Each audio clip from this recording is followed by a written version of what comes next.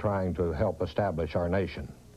Today, the Army stands ready to defend the greatest nation upon the face of this earth.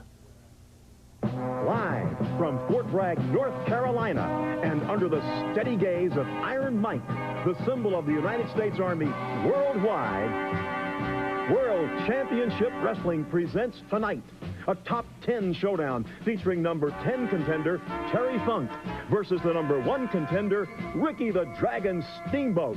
Plus, who will become the newest Freebird when the semifinals of the World Tag Team Title Tournament continues tonight on the Clash of Champions 7, Guts and Glory. Now, the title change had happened. Yeah. It fucking... Oh, okay, it wasn't there. It wasn't there. Thank God it wasn't there. I don't want that title change happening. But it happens, like, early. It's, like, very early in the cycle here, but they don't air it until 6:10. It's almost like he loses it, and then a month later, they looks like they air it. I learned this information 5 minutes ago. Yeah, well, I had no fucking clue. So there you go. And that is just, you know, WCW being WCW. Period. I had a lot of fucking fun watching these shows, actually. This is the fucking 89 WCW I was promised. You know? It's that roller coaster. It is. Last one was like fun. Weaker shit, and then this one's good. So the next one's going to suck again. Like, it's just... Yeah, that is the roller coaster we are riding. I will say, I don't know if you meant to do this, but you were 0% on camera. You know what? It's not showing me. Wait, let's see. Oh, there we go. Dude, I do the same shit constantly. So there we go. But yeah, I couldn't see me, but I'm like, I'll just assume I'm kind of there. And I mean, you're probably like me, where you're like, I don't want to fucking see me. You know? Yeah, I'm good, man. I know what this looks like. Yeah. So, well, I mean, hey, we're jumping right in here. I like to when it works out the way it does. I find WCW was at its best, especially at this time, when they had a nice, solid month, 8 weeks to build something, rather than like when they would do these weird, like when we were in February, 5 days between a pay-per-view and a Clash. That doesn't work out. They can't do that. And they also had George Scott in early stages of dementia, I believe. So that doesn't hurt either. Here, it was like everything was fleshed out. Aside from a couple things, I was like, everything feels complete here. We had 2 good through lines. We have the Funk Flair situation, which they proceed to ask a third of interviews their opinion on the Funk Flair situation. So they kind of wrap everybody into that story. And then the other thing is the tag title tournament. And so we really get like those 2 world title, world tag title carrying us through. Yeah, the US champ kind of disappears maybe a little bit for us. And Sting shows up for us as TV champ. US tag titles don't seem to be a thing. Yeah, so, and I think that was my thing. When we start, we hopped into like this first episode, and I messaged you and I asked, "Are you aware of the show American Horror Story?" Yep. Because this, if any wrestling could benefit from American Horror Story type casting, this is it. Yeah. Because we hop into this first episode. Okay, so Gary Hart is here. Gary Hart now apparently manages Danny Spivey. Kevin Sullivan is running down Big 8 schools because he's mad at Dr. Death. Yeah.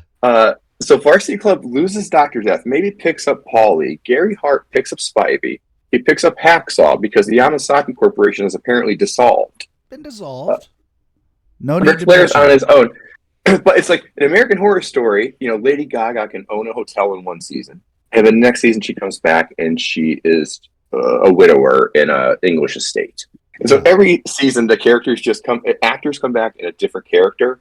And this really would have benefited from that kind of a reboot of like, forget everything else. We're playing different roles now. Kevin hates Steve. And Matsuda is gone now. He's been deported. It was just such a weird conglomeration of things being thrown together and for us to keep up with these changes and figure out, wait, where the hell's this guy?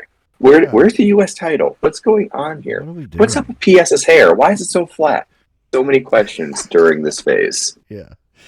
And yeah, that is a beautiful comparison, because that is really how they treated the loose ends at this time. You can see where the committee, and I'll say this too, maybe the best start for a committee booking decision ever. I mean, they came in guns a-blazing, they fucking went to their shit. They're like, listen, the Road Warriors have to be the fucking anchor of this tag division, but we got to get the belts on somebody, and we'll get to who they give them to, and I'm fucking excited. The Midnights, why'd we even release them to begin with? Bring them back in, because they're the best tag workers right now we got.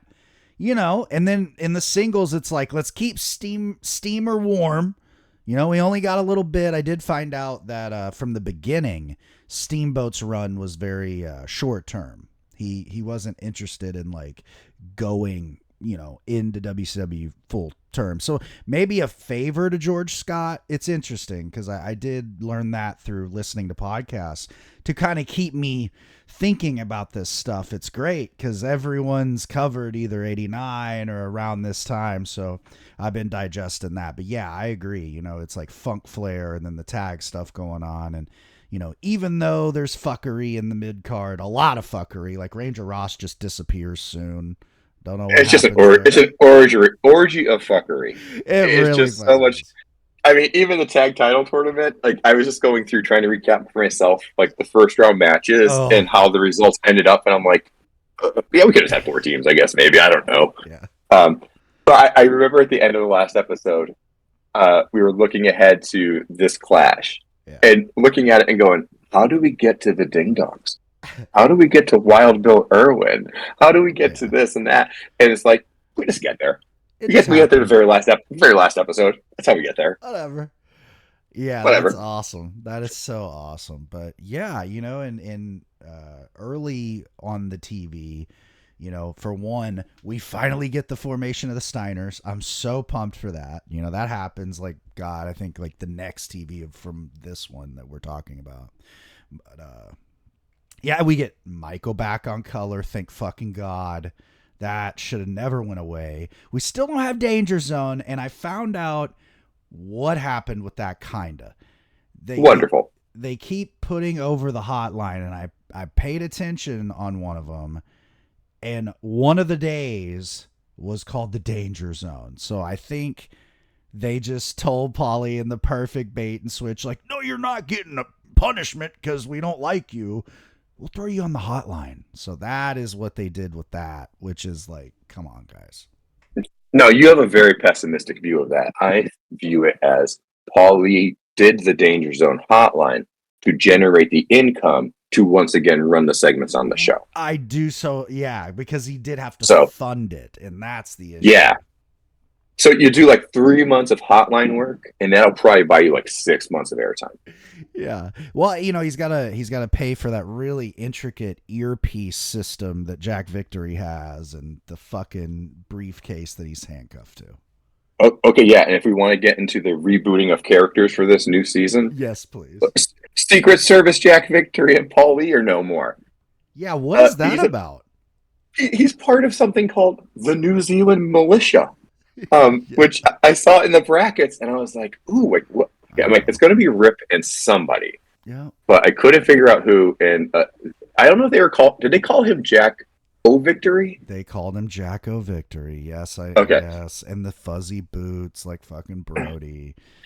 Whatever. Like, we really do have a lot of fun. Like, it's a lot of fun stuff in this phase. So I mean, fuck yeah, let's hit it. There you go. We starting early, we kind of the big storyline starting out is the fact that the champ's injured.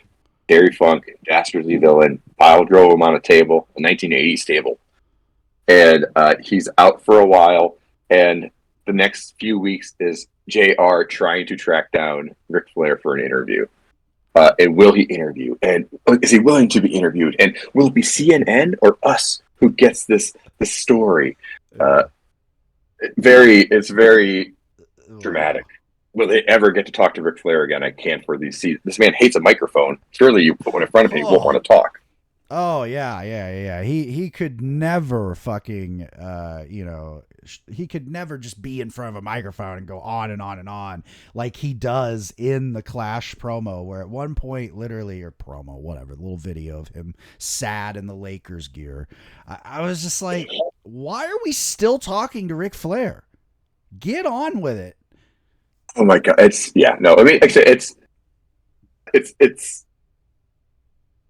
interesting. Like, it's different, and I don't know. Do you know why Flair wasn't wrestling at this point? Was it just storyline, or was he recovering, or what? Everything. Honestly, this is one of the rare times where basically everything they put on TV was basically legit. He really, if you watch it back after this show, I implore you, it's gross, but watch back that pile driver on that table.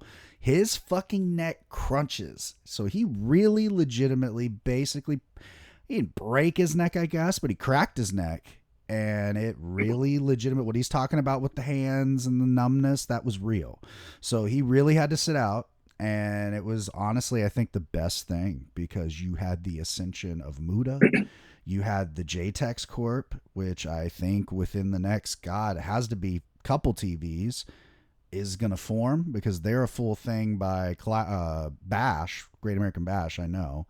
And yeah, Flair had to be out. He was not working house shows at all. This was real. So that was the deal with that. He really was hurt at this time, and they didn't know. So there's a cool little moment there at the Clash where he does say, he's like, they were nice enough to give me 60 days instead of 30. And on July 1st, we'll know. And I think there was a lot of truth to that. I think he was like, hey, I don't know. I might have to be out, get fucking surgery. And you imagine what WCW would have been in 90 without Flair. When you have Sting's injury happens, maybe that doesn't, we don't know. But either way, you imagine Sting goes down and Flair's still out.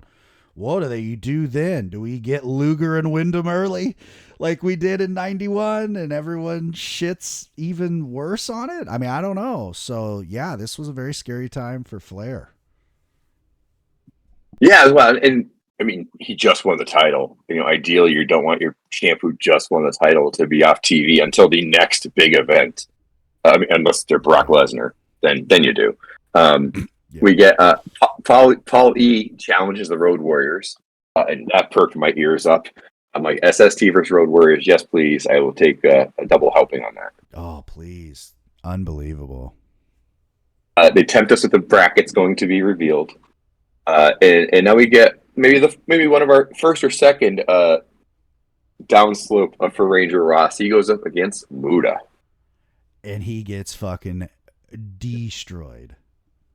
But it is a good match in regards to, they're both very athletic. Yeah. And so Ranger Ross was like one guy who can kind of keep up with Muda, doing good there. I think I asked this last week, and I apologize if I did. Do we know the difference between the red mist and the green mist? Is there any significance, or just what he happened to grab? They haven't mentioned it yet. Maybe in a week, Gary Hart will be like, and the red mist, daddy, is the deal. And we're just gonna okay. Green mist is jobbers. Red mist is for people who won on television before. The JR is planting seeds for Sting Muda. Yes. So getting some seeds planted there for us, so that's good. They show the Funk attack. They interview Terry. Only thing I wrote down here was no more earring. Nope. He lost his little feather earring. Yeah. Cougar J and Lee Scott versus PS and Bam Bam. No chance. Bam Bam is huge. Yeah, like, he looks so huge in this match, and they just beat ass and they're out. When Bam Bam and PS is standing there, that's when you go, okay, yes, these guys can beat the Road Warriors. Yeah, like Bam Bam is a beast. And then there's a Lex Luger picture-in-picture interview where he's really going hard on the heel side. He's being overlooked and all that fun stuff. So if I'm imitating Lex, I'm going to do a lot of hand signals. Yes, because I'm fascinated. I just can't stop watching his hands as he talks. It's better than listening to him talk, though. Oh my God, it's so painful. And PS and Terry get interviewed. PS calls him Lex Loser. That's always a good one. And Ted Turner finally owns a champion. Oh, I know. And then Terry is just. He didn't talk much on this one, but man, Terry was a fucking great promo just for being like, and we've been high on the Freebird Mountain. I'm like, dude, this is the coolest thing ever. He's your cousin who like steals moonshine. He's literally Like, my cousin. Yeah. He takes you in the woods. You have some questions about it. They recap Wrestle War finishes. They give us the tag tournament brackets. Which we'll hit the brackets. It's Road Warriors versus Freebirds, first round, banger. Yeah. On that same side of the bracket, Dynamic Dudes, and then the New Zealand Militia. Yeah. Other side, we got Midnights versus Reed and Orton, and then we get Ranger Ross and Simmons versus SST. So they kind of give us those. As Jim Herd is announcing these brackets, the crowd is approximately 40% louder than he is. Like, you hear people ordering concessions. You hear, it's like Frank Drebin in Naked Gun where he's peeing over the loudspeaker. Yeah. Like, that was Jim Hurt out here trying to announce these brackets, just being annihilated by ambient noise. Yeah, no one respected Jim Herd from the fucking get-go. And now we know that we were correct in that. And he enjoys being on TV. Yeah, he does. Like, brother, go back in your box, you Muppet motherfucker. I didn't keep track, but if we go a week without Jim Herd on our screen, that would be a bit of a surprise. Yeah. Well, there's always something going on too. To be fair, it's like somebody's hurt. Somebody left the promotion. We got to explain this finish. This cycle, we get a lot of Jim Herd, lawyers, and doctors. Yeah, there's constant law and medical issues. You have to go to postgraduate schooling to appear on WCW TV at this point. Kev comes out and busts into his promo. He just jumps into like, Big 8 colleges are dumb. I know. There was no setup at all. And JR, this is the best part. JR's such a mark for this shit that he's really legit getting angry. Like, you see a moment where he looks at Kevin, he's like, and there's a reason they can't get the academics. And he's looking at him and he's like, you little motherfucker. Oh, wait. It's a work. Like, JR, I love you, buddy, because you're just tried and true Oklahoma City, buddy. Yeah. So running down Big 8 colleges, and I just have WTF. Like, I don't know what's going on here. Yeah. And then JR kind of says, "Oh, you're obviously talking about Dr. Death, and he's in Japan." So we kind of get Dr. Death's gonna be off our screen for a little bit. He's in Japan, but he'll still be like number 5 contender for the title, I think. Yes. And JR asks Kevin's opinion about Funk and Flair. Yeah. And I'm going to surprise everybody. Well, actually, I will surprise everybody because somehow now all of a sudden all the faces love Flair. Yeah, he's the best. We all love Flair the most, and all the heels are like, that guy's not an asshole enough anymore. Fuck that dude. Is he home with his family right now while he's recovering? Pussy. Should be out with your mistress, Rick. Yeah. No, actually, wait. We'll cover that part later. When we get to the house interview. Because I definitely had a question for where are all his ladies at? Oh my God, where's the ladies? Teddy, where are the ladies, man? They're like, you always have 14 around you. You mean 2 can't stick around to help you recover from neck surgery? That's right. Teddy Long gets interviewed. Fuck yes. Teddy is great because he's so obvious with his audience manipulation. Like, he walks out and just goes immediately, Jared, tell these people to shut up, which makes the people all, go off. He's very easy. Like, he just goes for that easiest he can get and goes for it. And I fucking love it. It's great. And to prove that Teddy was fired illegally, incorrectly, whatever, he has a video that's going to prove his innocence. And he plays a video of Norman that proves Teddy isn't an incompetent ref, I guess. Was Teddy long? I'm like, Teddy, I don't know what you're going for here, homie. Well, we got to talk about Norman, man. Listen, there was no advanced warning, and you were correct because you said, what warning could I give you for Norman the Lunatic coming, right? I mean, it is a force of nature, and I did put it on social media, so for all of you that you gotta, for one, you have to be subjected to it, because I was, and we were, and you probably had to watch it again. I'm sure you watched it when it happened, and I can't imagine as a child in '89, you'd have to be like, okay, this is wrestle crap, this sucks, so it's funny, but what the fuck is really happening with this fat guy? And this is pre-Silence of the Lambs, man. So, he's like the first murderous. I'm like this Hannibal Lecter guy is trying to rip off Norman over there. What the fuck? Oh, and I love the eye black, that I guess was supposed to make him look like he hasn't slept. It really just looked like he was working on a car all day. I feel like we've seen Norman a few times, and I don't want to get too far ahead of ourselves with Norman. I don't know if this is the point where Teddy tells us, and Norman wants you to know he didn't do it. I don't know if that's here or next week, but it's just great. Like Teddy is just so great planting these. Like Norman's like a gremlin. There's 3 rules. We'll get to the rules later, but there's 3 rules because Norman is a Mogwai. Yeah, fucking awesome. Just Teddy immediately being the jobber manager just works on every single level ever. He's Saul Goodman, He is Saul Goodman.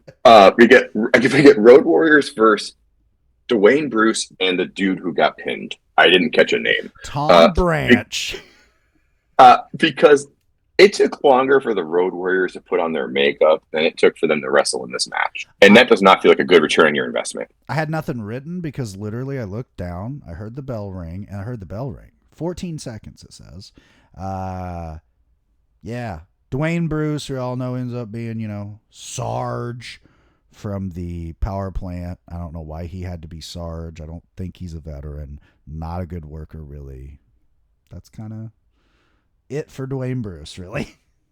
There is a post-match interview where Hawk lets us know his favorite comic strip is Beetle Bailey. Yeah. This popped me because when I was in 5th grade, I was selected that we painted the elementary school cafeteria walls, and I drew a big Beetle Bailey, and it was there for 15 years after the fact. Yeah. So shout out Beetle Bailey. That's dope. Okay, and then we get Scott Steiner versus Kevin Sullivan with Paulie Dangerously. No idea what happened there. Cool. Kevin, Paulie. That seems like a crew you want to go out drinking with. Yes. And Scott ends up winning by disqualification. I don't have much more written about this match because it was probably 2 minutes or something. Yeah. It was literally 2 minutes. It was 3. 3 minutes, 16 seconds. Stone Cold. This was just the most angle match of all time. Yeah, but it's getting Scott on our TV. It's getting us comfortable with Scott. Yeah. Putting Scott on a level with Kevin. So it's good because it's pumping us up for those Steiner brothers, which again would have been kind of a cool addition, maybe over New Zealand Militia to the tag tournament. But you also maybe want taking pins that earlier, not winning the tournament or whatever. Why would you want a competitive tournament? That's yeah, fuck that. Terry Funk versus Troy Aldridge. Terry Funk with his patented pile driver on the floor. Love it. God, it looks sicko shit. Fucking terrifying. Grandpa sicko. For sure. Yeah, this was great. Terry's great. I can't, I could go on and on about Terry Funk forever. And you will in the next week. Mm-hmm. We get next week, 5:20. We open up Jack Victory versus Sting because we wanted this repeat real fast for us. Yeah. We get Gary Hart on commentary. Sting wants Muda. Muda comes out. Something for us to get excited about. I'm sure this will lead us to a match at the Clash or something. Yeah. Eddie Gilbert comes out, talks about Rick being in therapy. The doctor's giving him electrical shocks and shit like that. I sent you a picture. It was awesome. Because again, I got doctor shit on my TV. Cool, awesome. Rick's hurt, but Rick's amazed by the science for his body. I think he gets a feeling in his jumblies when the shocks come in or something. I think we all know what happens downstairs when he gets the shock. We know. The issue with Rick. The man wears an electric shock collar. What do you think he does?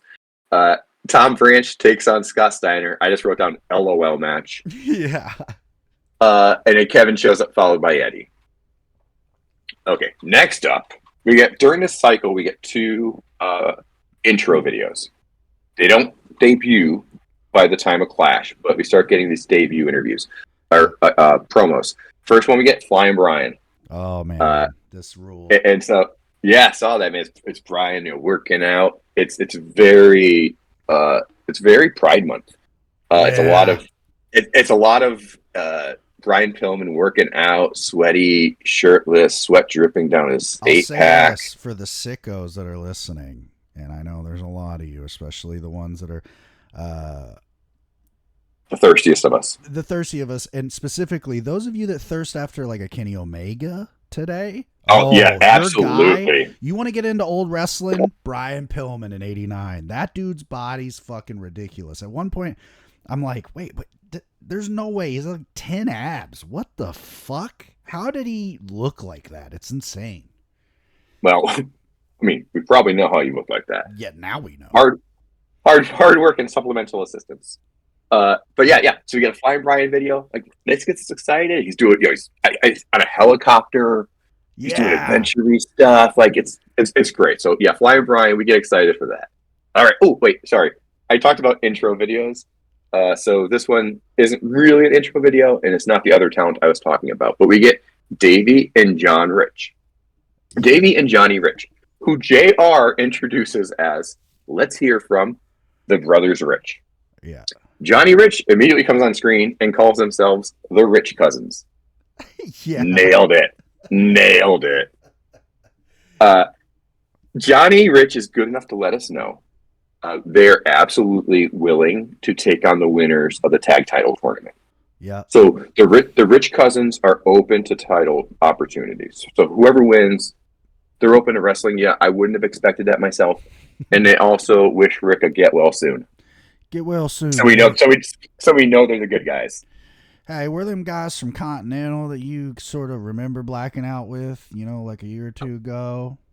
The Party Patrol. You know us. Yeah, so that's the whole thing. They came from a little nothing territory to most people anyway. I don't want to disparage it because I love it, actually. Continental, down in the southeast, basically the Alabama territory. And so that was basically folding. So, hey, you know what? Good for them. They were all right workers. I don't think we see much of them, to be really honest. Okay, and this is like kind of my issue from last time was just, why don't we bring these guys in like 3 weeks earlier and throw them into the title tournament instead of the New Zealand militia? So it's like it always seems like they kind of start playing like 2 weeks later than like they should have. But I'm sure there was supreme competition for the Rich cousin or the Brothers Rich, whoever depending on who you speak with. Yeah, just all right, my friends. This next match, I know you did some background material on. We get Terry Funk against a jobber named Eddie Guerrero. Yeah. Guerrero? I don't know. Who cares? Surely we'll never hear of this guy ever again. Yeah, so the deal with this is interesting. For everything that I've seen or heard, this was legit a way. And if you watch the match, it makes complete sense. Terry was trying to get Eddie a job here. He's like, hey, we got Brian Pillman coming in. That was, I think, the main thought. I don't think that's ever been said, but when I think about it, I'm like, well, okay, where would Eddie fit? He would fit in working guys like Brian Pillman, guys like Scott Steiner, the athletic. Funk was a genius. Funk always saw ahead, and I think he knew that wrestling's about to be more athletic, and if you're not a fucking Brian Pillman, Eddie Guerrero guy, you're going to be lost to the wayside. He didn't understand, I think, hardcore wrestling would keep his career rejuvenated for another fucking 20 years. But yeah, he was like, Eddie's great. His brothers he had known forever, his older brothers, because of working in Amarillo and all that stuff. So he, had heard that Eddie's, upstart. This is like before Eddie got really super over in Mexico even. And so he brought him out, and you got to think, he got him a flight out, I'm sure, to Atlanta. That's a big haul from El Paso, fucking Texas. So this was a serious look. It's Jim Herd. from what I understand, Jim Herd didn't see shit in it. And, you know, let's be real, probably a little xenophobia there. You know, why we need this Hispanic kid? It's fucking Jim Herd. I mean, he gave us the ding dongs later, and we'll go all into that. So yeah, this was a good fucking match. It's neat to see Eddie, to be honest, pre steroids, because boy, it made a big difference for Eddie. Because you're like, ooh, he is a little small, a little frumpy-ish looking, but there was also the time, you know, like fucking top guys looked frumpy to me. Yeah, I think two things this match made me realize. One is Terry Funk was so giving with his opponents. Yeah. I think it might be next week he fights Tommy Rich, I think. And I wrote down the same thing. Most of these jobber matches we see is the big guy maybe body slammed once. Maybe a clothesline in the corner. Like, they don't take much offense. Yeah. But Terry was willing to take shit, and Eddie is in there looking like a little monkey. Like, he's rolling around. He's like doing all kinds of little weird, like, just things you haven't seen before. And so it really pops out on your screen. Like, you asked me at one point my favorite match, and I'm like, it might be Eddie versus Terry because it was kind of competitive. Yeah. And like I said, and he really just gave Eddie a lot. We ended, of course, with the patented pile driver on the floor. So it was a good night knowing you, Eddie. But yeah, I got excited when I saw that match was coming up. And then once I actually saw it, it's a pretty fun match to watch. Like I said, for all the various jobber matches we've watched, it is in the top tier of jobber matches. For sure. And that's another what if, you know, what if they do go with him and they give him a shot? I mean, I know he would be a job guy for a little bit. Fucking Pillman's basically a glorified job guy too. You know, that was just how it was when you're an undersized guy. You could be ripped to fucking shreds and still be that way. But yeah, you know, poor Terry. It's like if Terry would have had the book, it makes you wonder, because he was really a smart guy. And I don't think he ever really cared about that, which is bizarre. I could see Terry being like, I don't want that responsibility. Yeah. He saw what he did to his dad, I think. You know, I want to show up, kick ass, get my check, and drink some beers with the guys later. He's the greatest of all time at that. And yeah, fucking love him. Like, you have a choice of Terry Funk on my screen or Dick Murdoch. It's Terry Funk every day of the week and twice on Sunday. Yeah, the only time I want Dick Murdoch on my screen is if he's wrestling Terry Funk, honestly.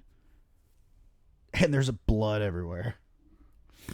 Okay, now it's not this episode because we get to find out Dick Murdoch's thoughts on Terry Funk at some point in the future. Yeah.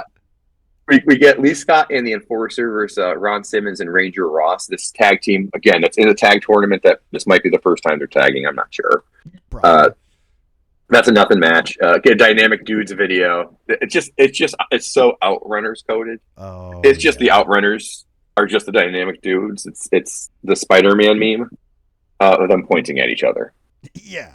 And just way not comfortable with anything they're doing in the video. That's the other thing that I love about this era of baby faces. Do something you would never do to look cool, but don't look cool doing it.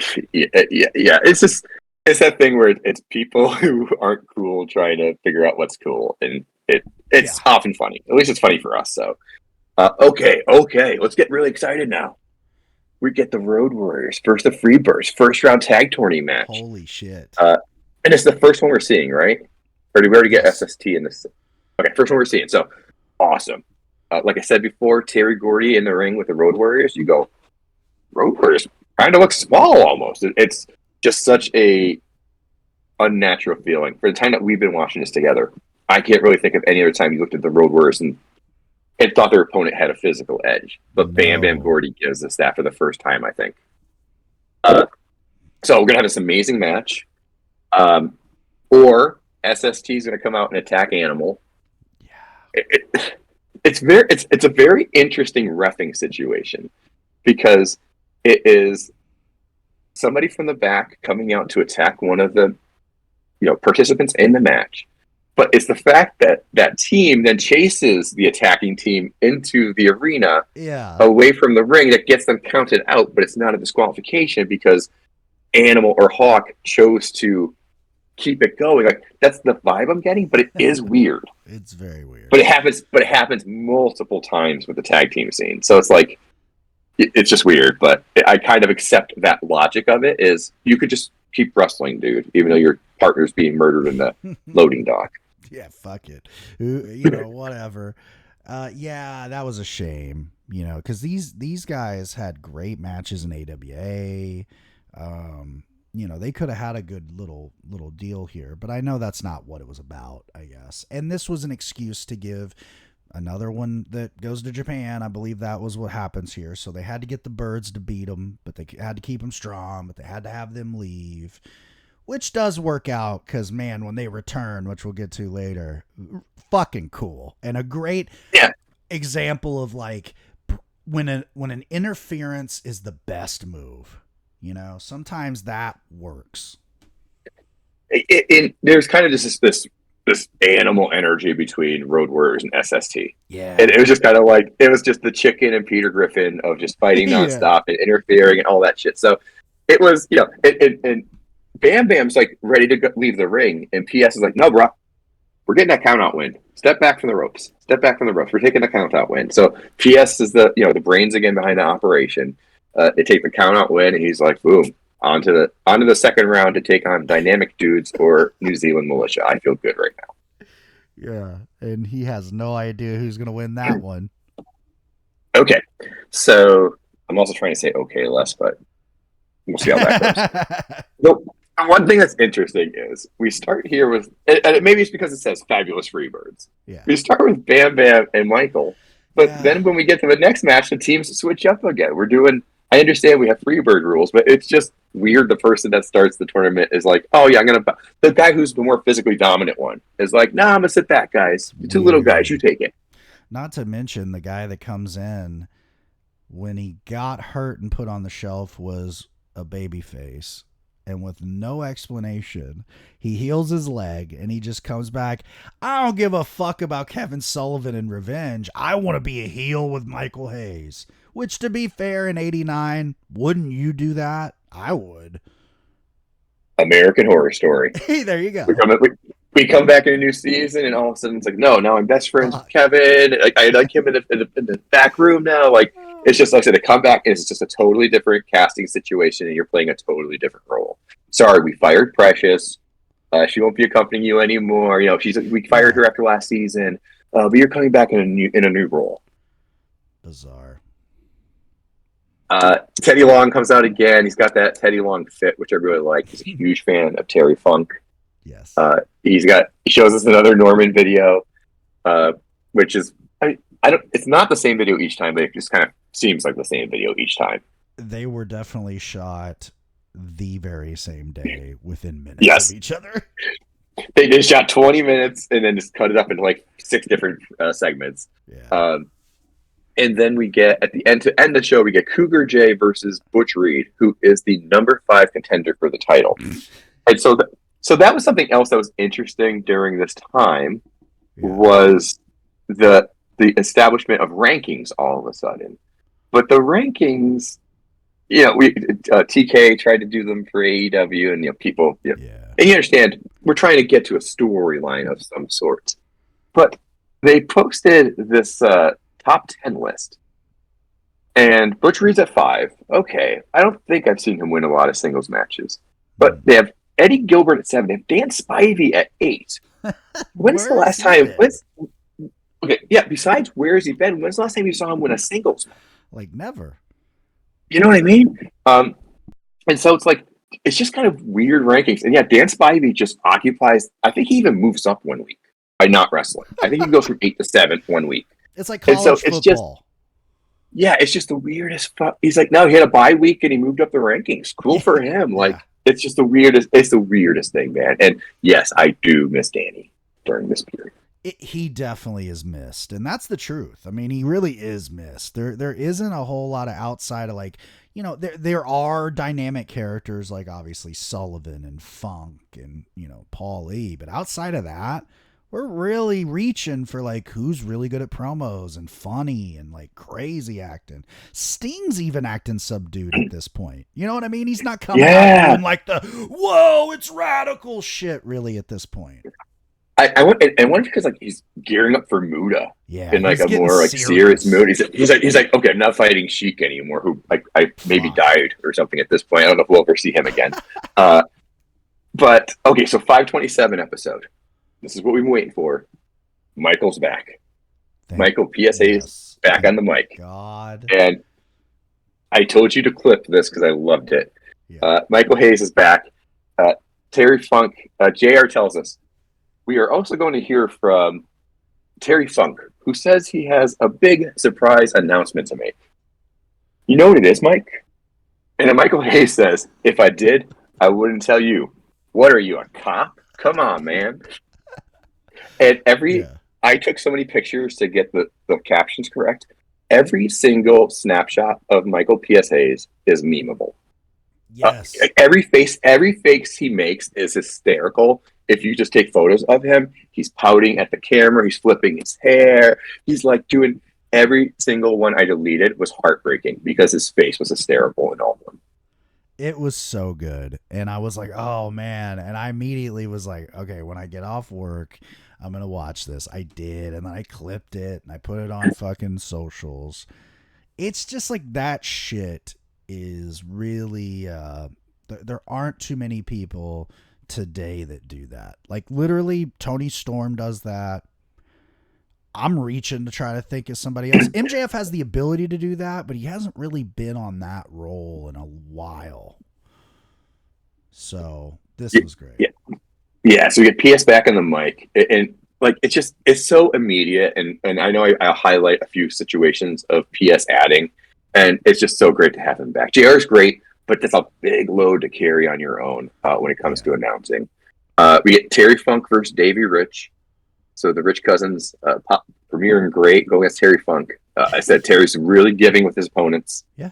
And contrary to what happened with Flair, the one comment I made here is Terry Funk delivers his pile driver like he's sitting back into a hammock. Yes. It's so slow. And his ass seems like to like float as it hits the ground. Like it's just such a gentle landing on it. He doesn't leap in the air. He just slides back into the hammock, slides back into the lazy boy when he delivers the pile driver. And I'm like, I just watch him. I just love how he does it. It's unlike anyone else too.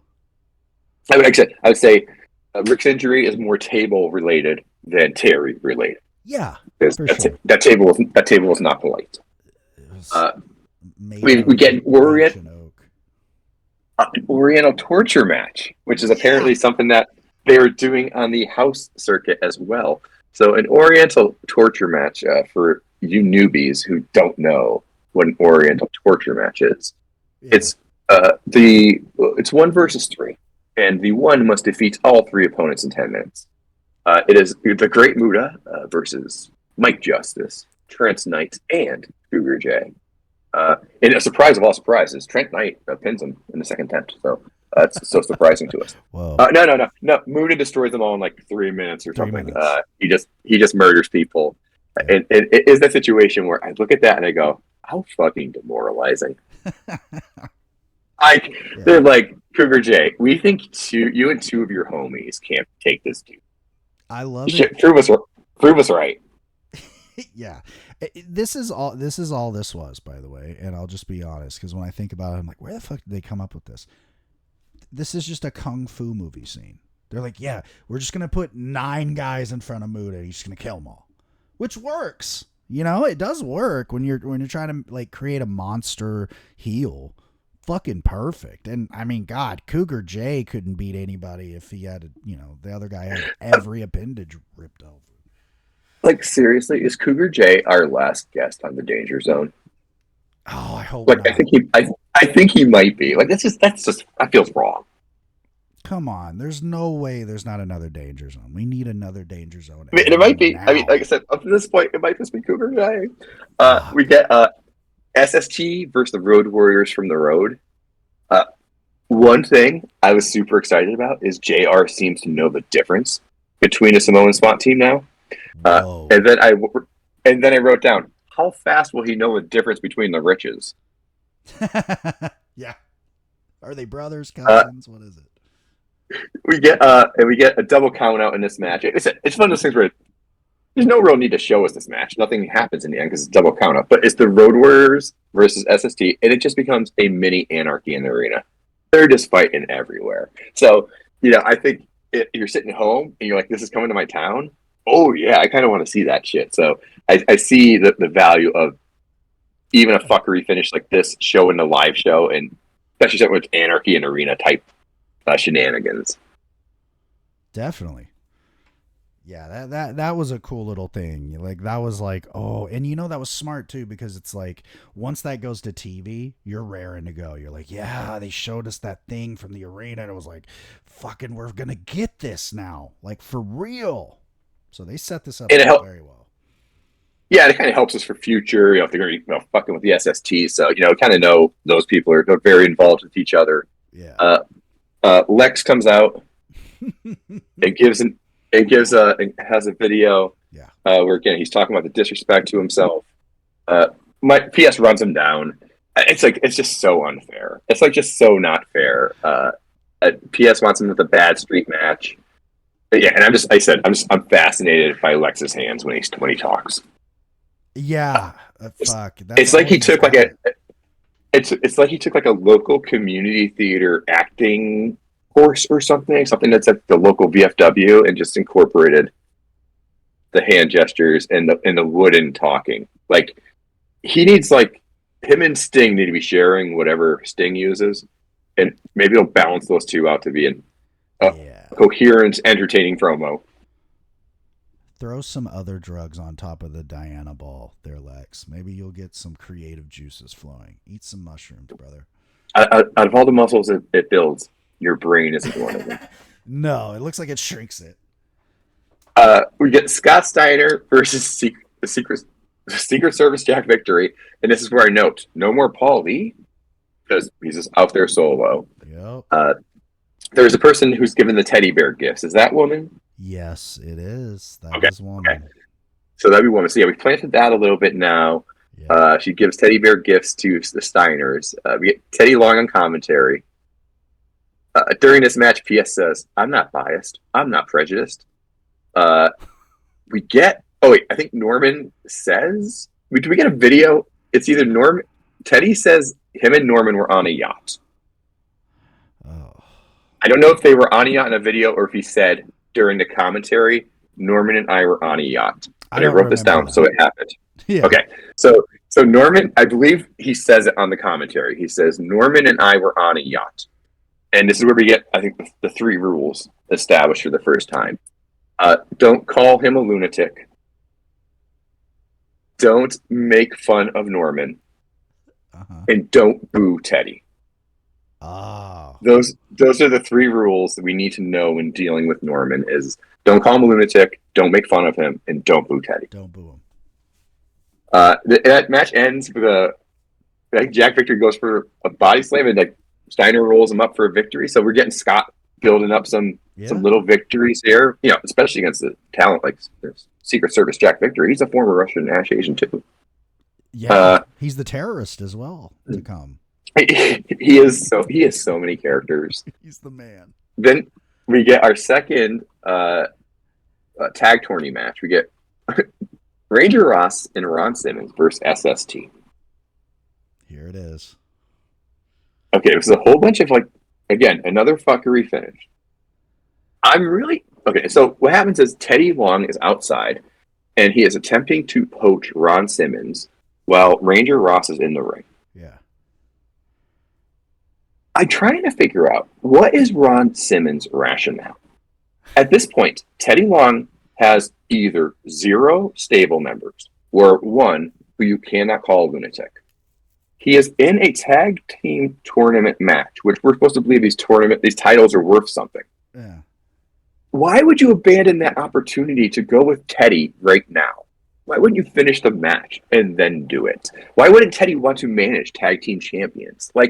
It was just I know I'm thinking too hard about it, but it just doesn't make sense why Ron would walk away But I do want to see him like doing some drugs. I really want to see him go full heel, like fuck the kids, do all the drugs so you can get your hands on. That's what I want from my Ron Simmons. Just see Teddy handing him a bag of pills. Just boom. And this isn't. Is this the match where the replacement gets sent out? No. I think Ranger Ross just gets fucking annihilated by the Samoan SWAT. Okay, there's another match later on where a replacement gets sent in. That's the Butch Reed one. That's, I think, the next one. Okay. Yes, you are correct. Yes. I just knew that happened at one point because, again, nothing normal is going to happen in these tag tournament matches. And you'll be very excited about who that replacement is in this next week as well. And they're warning us, the Midnight Express and Jim Cornette are back next week. Yeah. Be ready. Be ready with that remote for the low volume. Yeah, and be ready to cheer them, maybe. Because they never even Jim Cornette at one point during the Clash is just like, whatever, if you like us, cool. And I'm like, wait, hold on, wait, what? We're still assholes. If you want to cheer us, I mean, that's cool, but we're still going to be assholes. We're absolutely pieces of shit. Next up, another exciting segment of Doctor Talk. We get Dr. Estwanik.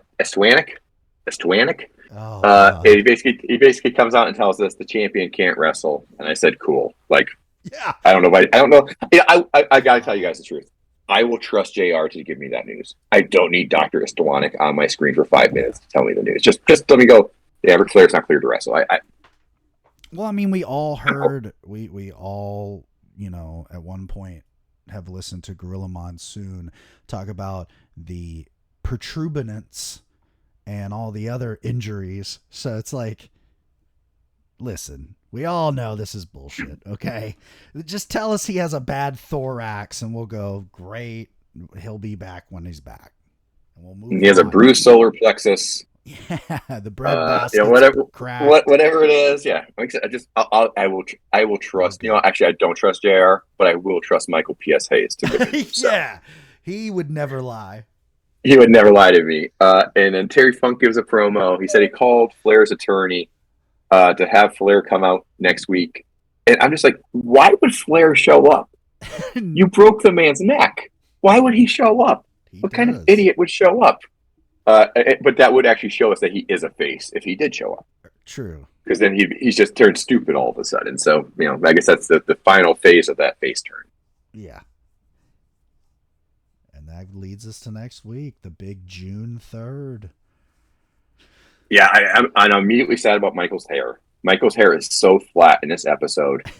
I don't know if it's depression over losing the U.S. title or the airport didn't have his proper conditioner or whatever it is. But yeah, Michael's hair is flat. So just warning you guys before you go into this episode. Yeah. But now we get our follow up from last week of Ranger Ross versus Ron Simmons with Teddy Long at ringside. This is where Michael P.S. Hayes pays off for us. Yes. Ranger Ross is going at Ron Simmons. JR says, our troops usually have more compassion. USA. Michael Hayes at one point says, both of these boys' careers were on the downswing. And I kind of pulled up my collar a little bit for that one. Michael P.S. Hayes says, why is Ranger mad? He's the one who lost. about the tag match last week. I had to write that one down because I'm like, that's what you're missing. JR is not giving us that perspective. Why is Ranger mad? He's the one who lost last week. Fucking awesome. JR, again, referencing Ebony Magazine. Teddy will never be Ebony's Man of the Year, in my opinion. And Michael P.S. Hayes says, good thing you're not the publisher and editor of Ebony Magazine. Ebony Magazine, again, Ebony and Jet Magazine were tailored towards the black audience and very popular in the 70s, 80s, and 90s. And you'll love to hear JR and P.S. Hayes talking about anything related to the culture. And I think this was maybe the match. Well, yeah, because all of a sudden, right? It's we have a wild Butch Simmons or Butch Reed in the wild. I'm like, who did the Yamasaki Corporation sell out to? This is where I became interested in the dissolution of the Yamasaki Corporation. Because, again, new season, We didn't bring Matsuda back this year. And y'all just go and hanging out with new friends. Yeah, make your own friends, guys. That fucking human statue's gone. You know what? I miss that man. I miss him so much. No, I don't. I got Teddy. Now. Teddy replaced him. Teddy. Perfect. We win. Oh, man. Teddy slips Ron Simmons a weapon. It looks like breast nuts. Yeah. And JR calls it out. And PS says, Ron dislocated a finger and Teddy pulled it back in place. I think he also did the classic heel. I didn't see nothing. Yeah, I think it was the replay where he's like, "Oh no, he pulled his finger back in place." Like, that's what you're missing. This is why last time I was like, I didn't love it so much, and this time why I'm liking it more. Is PS is here on mic, and it's great. It adds like to every single match where there's like an even-esque field, like a Ranger Ross Simmons. Fucking great. We get Joe Cruz versus Ricky Santana, which seems like an NXT name for somebody who looks like Ricky Steamboat and Tito Santana. Yes. And they just kind of merged the names together here. I had no clue what this match was trying to accomplish. Ricky at Santana's back. At one point, JR says, Santana's family fled the Castro regime. Oh, no. PS says, well, they should go back. Oh, God.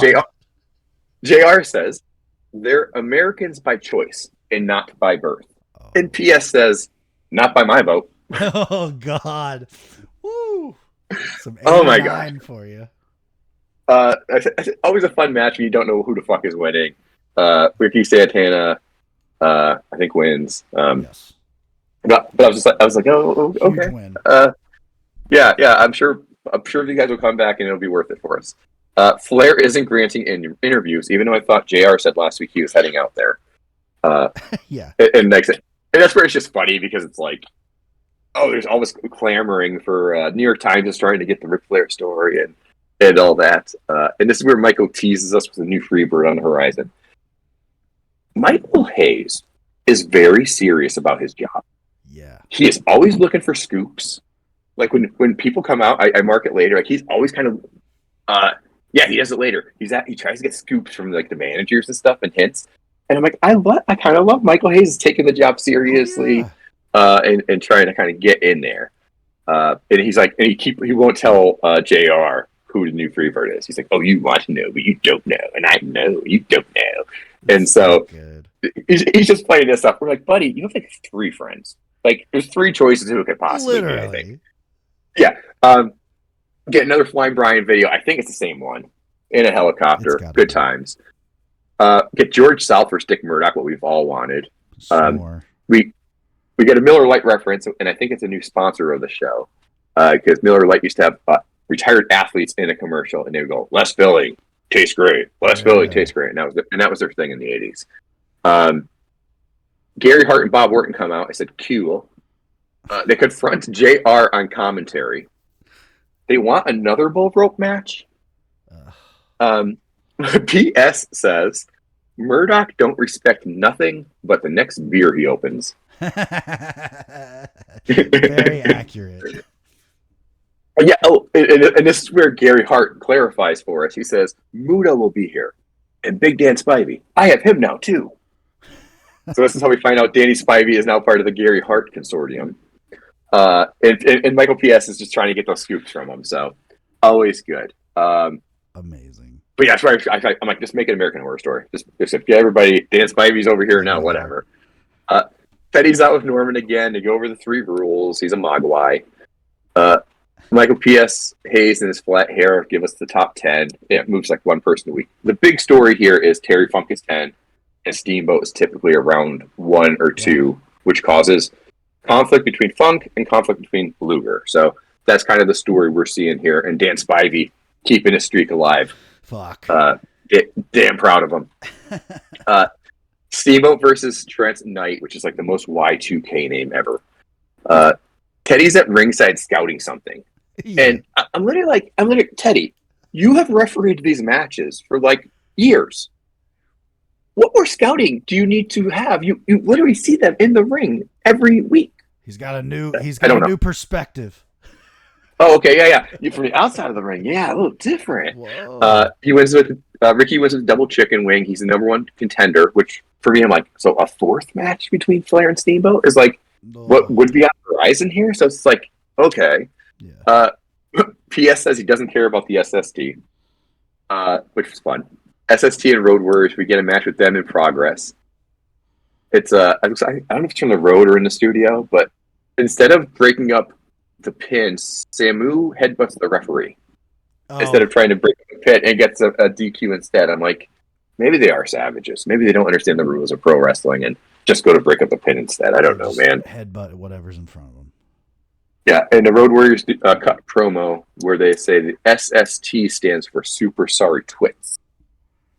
Okay. Take that. Whoa, Take that. That is so, Yeah. That's one of those like Yeah. stupid things, but you know he thought really hard on it. Like, fuck. Fucking nailed it. Super stupid twits. No, that's good, man. I think we got that in the first try. Go with the twits. Perfect. Whoa, yeah. I mean, that was a pretty good line. Oh yeah, what you said too. Yeah. Scott Steiner kills Trent Knight. Trent Knight's job at this point is just to die every week. Deke River and Joe Kozana versus SST. Paul E joins on commentary. One thing I learned in this episode is Miami Vice was just canceled. They mentioned it once, twice, maybe 3 times a lady. So Miami Vice has been canceled, and then there is assault with a pineapple at the end of the match. Yes, that was awesome. Great, fabulous, love it. Fucking Love you, SST. Exploded all over the ring. You know the ring crew was pissed. Beautiful. All right, then the next segment, I'll let you lead this next segment where Ric Flair comes out to talk to Terry Funk. Oh my god, this is literally one of the coolest like parody angles of all time. Cause like people pop for his music and they're like, oh my god, Ric Flair's here. Yes, he is. RICKFLAIRE Flair is here. The most sinewy but yet fat, old looking guy ever. Shitty wig, shitty robe. He's like a Gilbert. He's like Flairberg, Yes, or 100%. Gil Flair or something like that. And he does a fantastic job of just being so indifferent. And if you notice, there is a line they bleep out from the show. Yes. It's not a swear. I don't know if Flair got offended by this. I don't know if WCW, like Jim Hurd's an idiot and he's mad because he's old. Flair says you finally look your age. Old and miserable, something like that. And they bleep that out. But they don't bleep out the homophobic shit he says about him. Like, there's so much shit. He just runs down Flair. And show him your back. You really have a back injury. Yellow streak down the middle. And then this is the weird part. This is where I get lost. This was great. But you have a clash just over a week from now. And the angle isn't him and Steamboat setting up for the match. It's him and Sting fighting. They do nothing with this. They do zero with this. Irwin doesn't come out. We don't have any, this is the only thing with WCW at the time. I don't understand why they do these half angles and then they never discuss it again. I would take a Sting Flair match. Doesn't make sense, but I don't know. Well, yeah, it's such a weird thing that it's like, yeah, we're going to this event in 2 weeks. Muda isn't really interacting with Sting, and we felt like we were going there, but we're not going there. And yeah, it just feels like they had it on a table, and the table got knocked over, and then they tried to put the cards back together, and everything just got mixed up of like who was going up against who. But yeah, I mean, like You saw everything coming with this Flair thing. I mean, you knew he had a yellow streak on his back before he even took off his shirt. You know what I mean? Yeah. And so it was good. Yeah, the guy's just sitting there, and JR is all offended. Sting comes out. They go at it in the ring a little bit. The Job Squad comes out to break things up. The original inept security. They sent out they sent out the 3 guys who couldn't beat Muda last week to break up this fight between these guys. Tom Pittner takes on Kev. Kev confronts the woman who keeps giving the stuffed animals to the Steiners. And my PS says she was shouting obscenities at Kevin. Yeah. Fuck her. He rips her sign, too. PS will find any scum. He will back up every single scumbag. He'll find some way to twist it into a positive for you. So good job, Heels. You got your man. Yeah.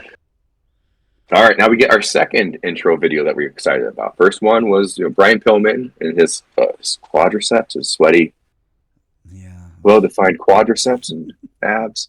Sorry. Next one we get is Scott Gator Hall. Oh, that's ruled. We get Scott Hall on the horizon. We get a few videos. I think at least 2, maybe 3 of him in this time. Must be 2 because we get here and maybe next week. Yeah. Scott's on a pier on a dock. There's alligators around him. Yeah. He's kind of messing with them. I'm a Scott Hall fan from the AWA days. I sent Troubles the Wrestle Rock Rumble video because for 2 reasons. One is because I'm Kurt Hennig and Big Scott Hall as tag team champs. We'll take on them all. Bring on the Long Riders because we're going to get a Bill Irwin. So I kind of got double Wrestle Rock Rumble there for myself. And so it made me go back and revisit that. But in AWA, Scott Hall and Kurt Hennig were tag champs for a while.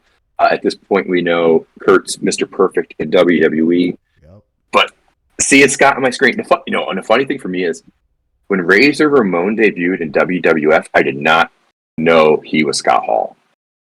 It took me a while because the look was so different with the hair, the greasy hair, and the mustache is gone. I knew him as 70s porn star Scott Hall, and then he came back as Scarface Scott Hall. So it took me a while. I think my brother told me, "Oh, that's Scott Hall." I was like, "Holy shit, really?"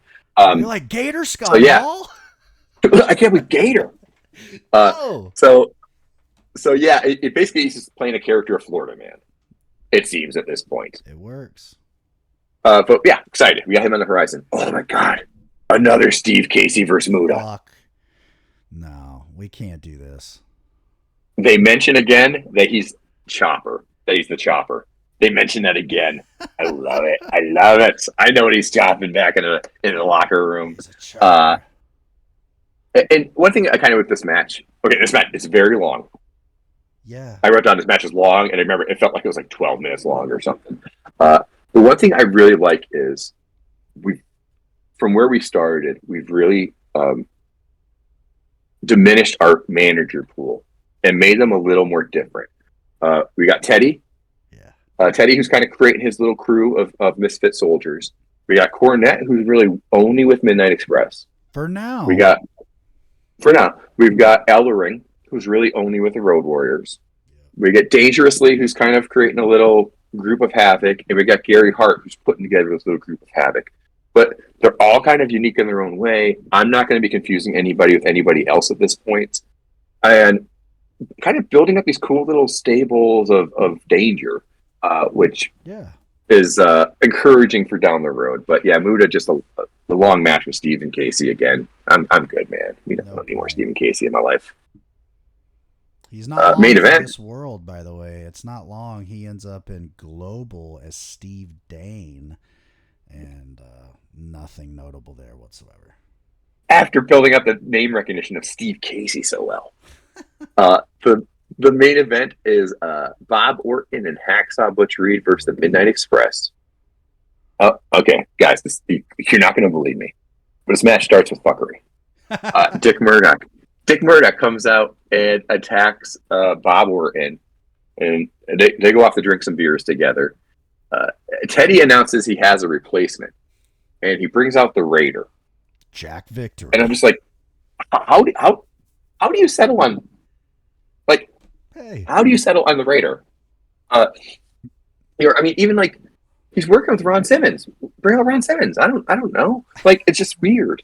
So Teddy's like, I have a replacement, so he brings him out. Cornette pumps up the crowd. They start a chant. They call Teddy Peanut Head. Yes. And I can't prove Peanut Head is racist, but I feel like Peanut Head is kind of racist or has racist connotations of some sort. I don't know. It feels weird Yeah. to hear that crowd chanting Peanut ahead of Teddy Long. I thought this is the same exact thing, but then I remembered that Dusty, I think, is the one that gave him the name. And he also broke him into the business. So maybe, but I don't know Dusty to be a racist necessarily. So I don't know.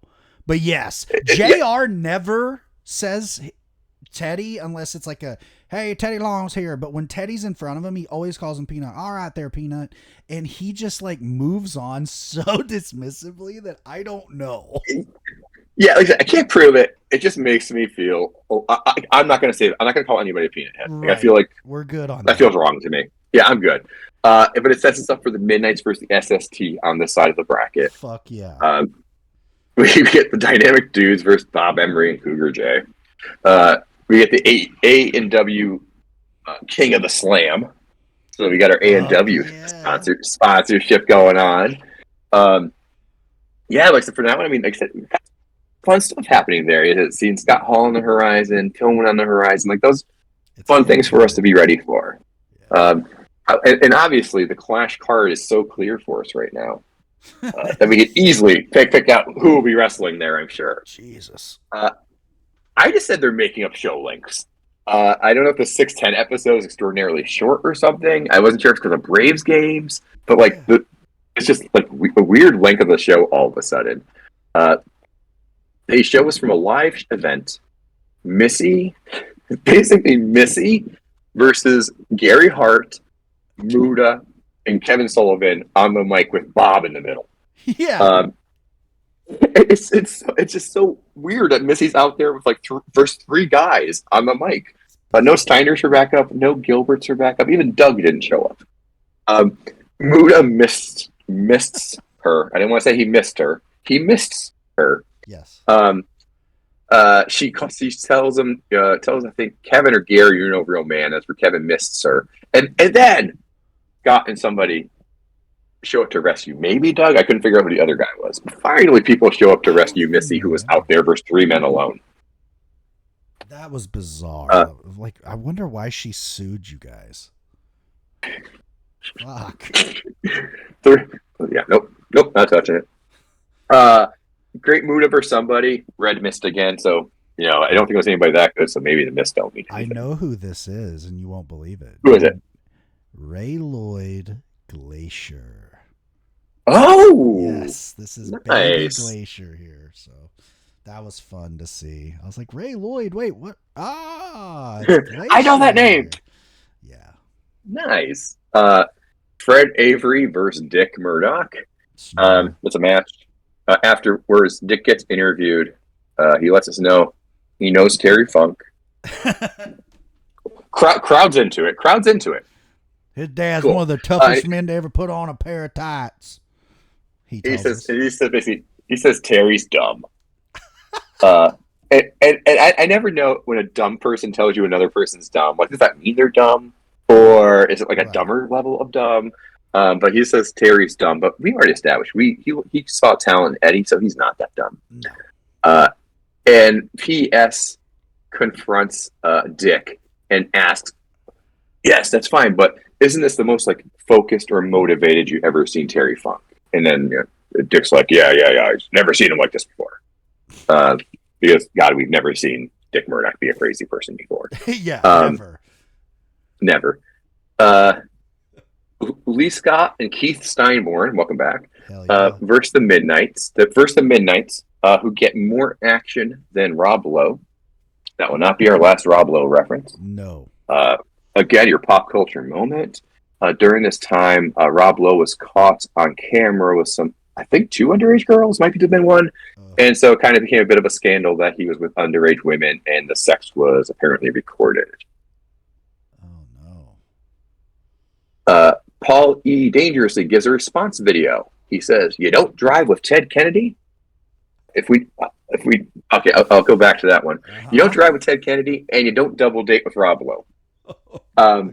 So Ted Kennedy in the early 80s got into a car accident with a woman in the car, and she drowned and died while he swam back to shore. Yes. It was before he ran for the 1980 primary and kind of ruined his career for a little bit. And Rob Lowe has just established maybe the two girls combined were 32 years old, and that should be taken into account as well. Yeah. But you don't double date with Garoppolo. Get an on the road interview with Terry. Now Ricky shows up.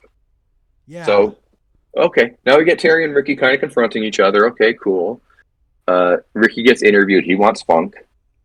Cool. We kind of heading towards this one. Kevin Sullivan looks like he's dressed for a PTA meeting. Yeah. Just talk. He just talks on camera for a little bit, just yapping around. Dwayne Bruce and Mark Smith take on Kevin. Mike's back. Like Mike was missing for a while as well. He's here now. I think another Japan. He should back up. Yeah, I know. It seems like there's like a Japan trade kind of going on, but we didn't get any Japanese people. All of our people just went over there, kind of. Steiner's interfere in the match. Wild Bill shows up. Yep. Wild Bill Irwin. And basically says, "Hey, Sting, I'm going to challenge you at the Clash. You haven't seen me wrestle any matches on TV yet, but I deserve this damn title match already." Wild Bill Irwin was in a tag team with his brother Scott. Yes. I forget what their original name was.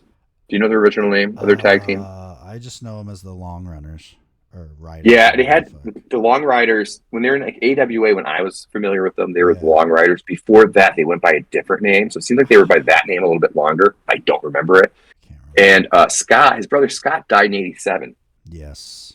And so this is Bill kind of hitting that solo road for himself, kind of getting this opportunity. And like I said, man, Wrestle Rock Rumble, Long Riders, it's stuck. It's a little bit in my heart here, So I get excited for that. He takes on Mike Justice, and that apparently earns you a title match with Sting. Yes, it does, and having a whip and just beating the shit out of everyone that you see, I guess. Yeah. I mean, it's a cool cowboy gimmick. Oh, it's a cowboy gimmick I enjoy more than the Dick Murdoch one. Okay, we get our last tourney match. For the first round, we get Dynamic Dudes versus the New Zealand Militia, which we now know is Rip and Jack O Victory. Jack O. Dudes win. Cool. It's what it is. The one thing that's weird, we'll get it into the next one. But the weird thing, the Dudes were the 8th seed in this tournament. How were the Dudes the 8th seed in the tournament when two of these teams didn't exist before? Right. I don't know. Because they're babies. They're like 4 years old in the business. And okay, no, we'll get into this in the Clash because they specifically say this in the Clash, and I have a few things I need to address. We get SST versus Randy Rose and Bucky Sigler. You get a Cornette promo. Pretty decent. Yeah. You know what? In each phase we come back because things vary so much. I'm kind of giving everybody a second chance with a new show because things change so much. I'm like, I'm going to give you a chance to see if you can entertain me this time. Even you, Dick Murdoch. Teddy gives his promo. I know it's going to shock you. Norman is coming. Oh. So we're very excited for that. We get the Raider and Snake Brown, who is from out of town. Snake Brown from out of town. And Snake Brown previously fought Steamboat, and I liked him. And then he disappeared from our screens until now. They take on the Steiners. He aged. They take on the Steiners. 6 years and 1 month. He did. He looked like he went through a time machine and came back and saw some shit. His hair, he looked hard times, man. Hard times. And so is this the first tag match we've seen for the Steiners? Yeah, I think so. I think that was the first one. I think so. So cool. We got that. It's that means Rick's back. Rick's healthy. We're kind of getting back to swing a thing. It is weird, man. We lost Rick, double Ricks. Steiner and Flair just kind of gone from our screens to the point we're trying to get doctors to talk about them. But that brings us to Clash 7, Guts and Glory, USA from Fort Bragg, North Carolina on Flag Day. 214th birthday of the Army, brother. You motherfuckers better be ready for some patriotism in all of your orifices. Every orifice is about to get patriotism the fuck out. You're about to be airtight with fucking the flag, the stars and bars, baby. We get an army dude gives us an opening intro. Exhilarating. Lieutenant Carl Fascinating. Steiner, brother. Oh, yes, who is no relation, as we learn. He's no relation. No. They're going hard on the rankings, and I kind of like that. Even though the rankings make zero sense, I like that they're at least going hard on them. JR and Bob on the mic. Of course. The dream team. Yep. And I just wrote down, this should be patriotic AF. It is. It's really bad. And they don't let us down. We gotta talk though about the training montage with Missy, the Steiners, and Ranger Ross. Have at it. So, all right. First off, fucking cringe as shit. You know, I will say this: Missy's fucking badass. She's there doing all the shit the dudes were doing, not bitching, not moaning. Hey. I love Missy. Like, yes. she's like, she carries your paraphernalia for you. She's going hard on these missions. Like, she seems like a very good Miss Elizabeth type character for WCW. 100%. They missed the boat on her big time. But the line from JR and another one about, I wonder why she fucking sued you. I hear Missy got a lot of help from the cadets putting on that life vest. Oh, JR. Yeah, no, it's like, it's just creepy, kind of. And Ranger Ross is there because he was in the army before in that video. Yeah. It's like, it's definitely, you know, like, we mentioned it last time, I think, about kind of world politics and gearing up for Desert Storm and stuff like that. And this whole thing just felt like a propaganda to recruit people to go to war in a year or two. It was just it's weird. So in my face. So yeah, and this gets dropped throughout the show. During the show, we get shout outs from soldiers back to their family at home. I watched On the Cock. My recommendation is do not watch On the Cock. Yeah. Because what will happen is you will come back from 60 seconds of commercial, have a soldier say, "Hi, Mom and Dad," and in top whatever, Florida, and then it goes back to commercial. So it'll show up for like one troop dedication and then go back to another 90 seconds of commercial. So avoid the cock on this one if you can, because it does get a bit annoying besides just the everything else of it all. Yeah, because but we start off hot, and I don't know how, but the dynamic dudes are over early on in this run, which is bizarre. And they fight the new fabulous Freebirds, Michael Hayes and Jimmy Jam Garvin, baby. It's so So Jimmy Garvin comes down. Oh my gosh, shock of shocks. Didn't see that coming. And yeah, this is the mighty 82nd Airborne. We got a lot of Fort Bragg info during this match. Yeah. And so they say the dudes are an 8 seed. Okay. In a real tournament, what that would indicate is that the New Zealand militia was the 1 seed. Yeah. So don't tell me they're the 8 seed. They told me they're the 8 seed. They're not the 8 seed. They can't be the 8 seed. Because also, even like the Road Warriors and the Freebirds being matched up wouldn't make sense. Like, no. Because they would be. So, like, the seeding of the tournament didn't make sense. Don't tell me they're the 8 seed. But this is a very good match. It is. You get Bam Bam outside. He's just this huge ass dude. Yeah. They do the finish. I have a roll kind of into like a DDT. Yes. And yeah, I mean, I think looking at saying the dudes are over, I think it's just that the Freebirds are so good at just riling up that crowd. And I don't know if this was the one. I want to touch back on something else here. I don't know if this is the one, but I think Michael Hayes kind of goes to the corner and says something to the crowd, and the crowd just fucking blows up. Yeah, like they're so. And one thing I wanted to message you about, and I didn't, was keeping an eye on the shirt level, because as the show goes on, the crowd gets more and more naked. Oh yeah. Because it is so hot there. They're saying it's like 90 degrees, 100 degrees. You can see they get close-ups on the soldiers, and they are just dripping sweat. Yeah. So the show is, and so I wanted to see, like, when did that start? Because I noticed it probably like in the last like 3 matches where it's just like a third of the crowd doesn't have a shirt on. Yeah. And it's just sweaty and hot, and JR and Bob are making some comments on it. It honestly just seems like such a fucking miserable show. Yeah.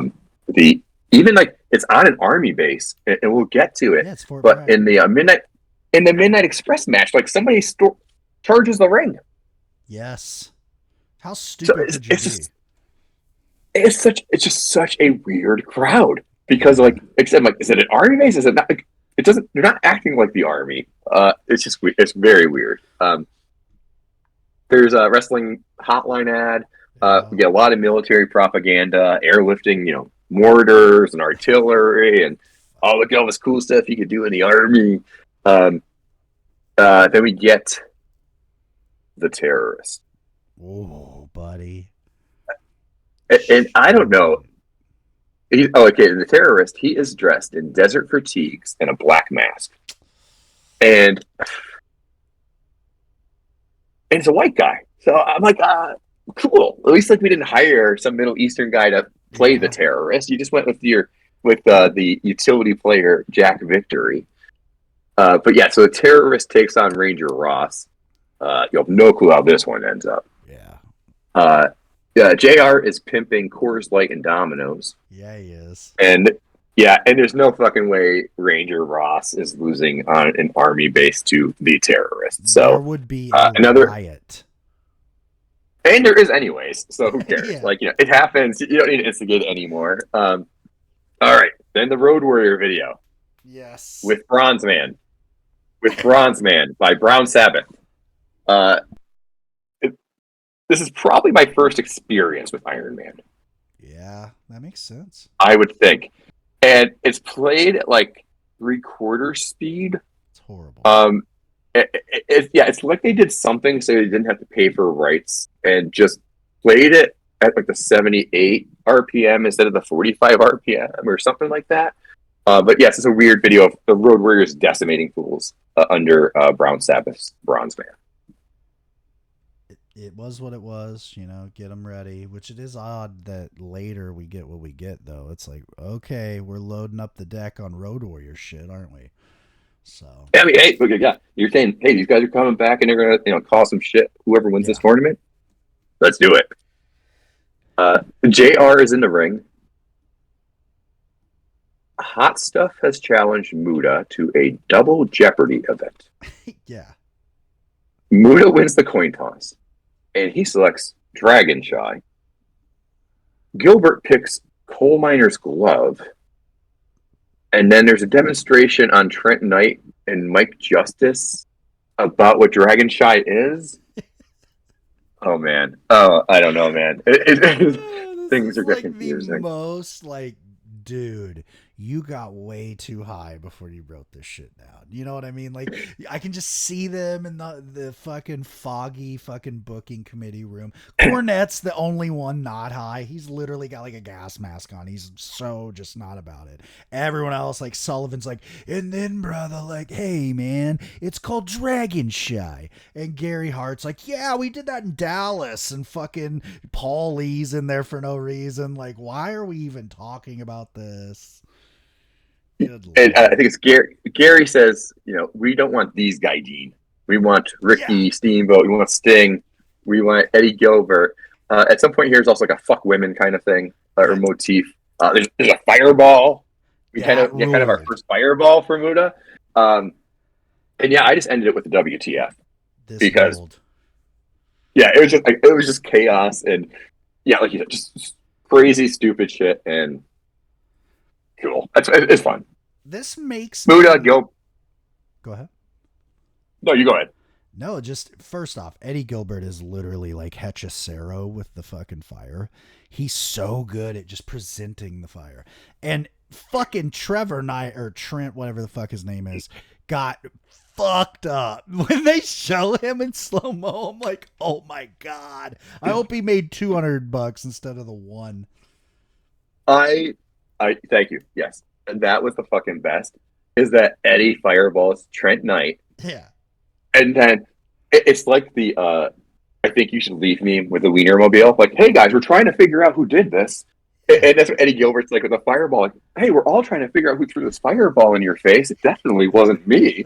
Like, it's just like you missed the bad guy and you fireballed the good guy. Like, it's just funny shit to me. It was so good.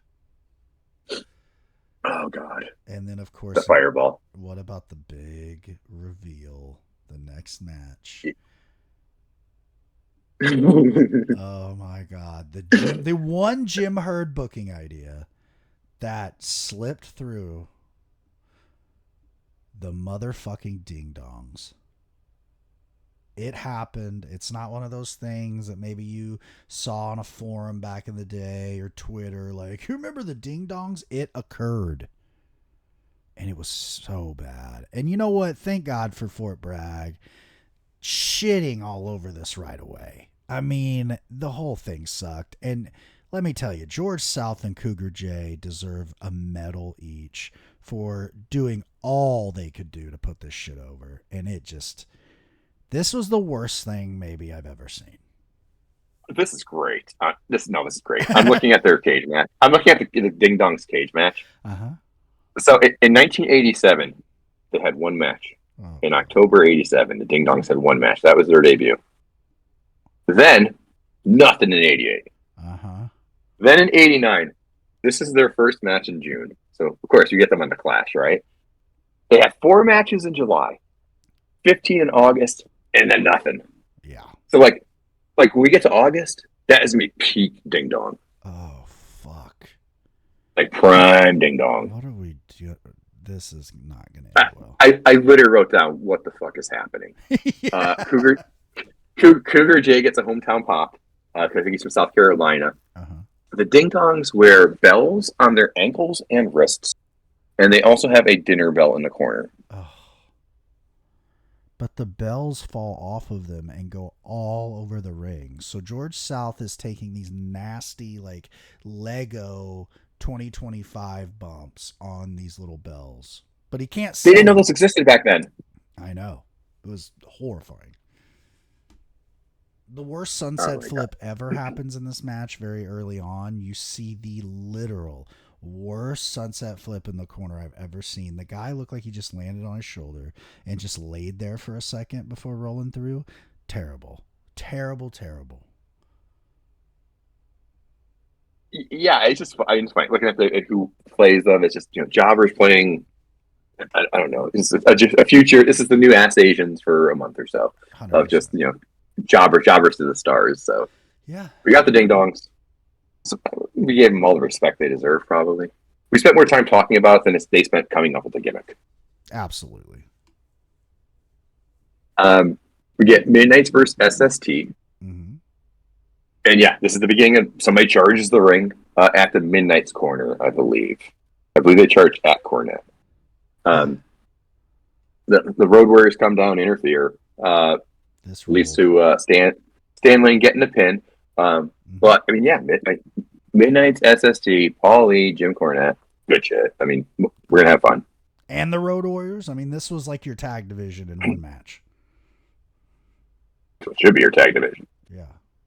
Also, the next segment, they talk about it. They talked about it 80 times. The Triple Crown King of the Hill 2-ring Battle Royal coming to your town, as Lance Russell told us. And I mean, obviously we know what it is now as the Royal Rampage was what it used to be when Rampage existed thing, when they did the whole, I guess they would do it on Collision now, where when they do Blood and Guts, they always do the big, 2-ring Battle Royal on the other show for a chance at the World Championship. And it's like their Royal Rumble, and I love it.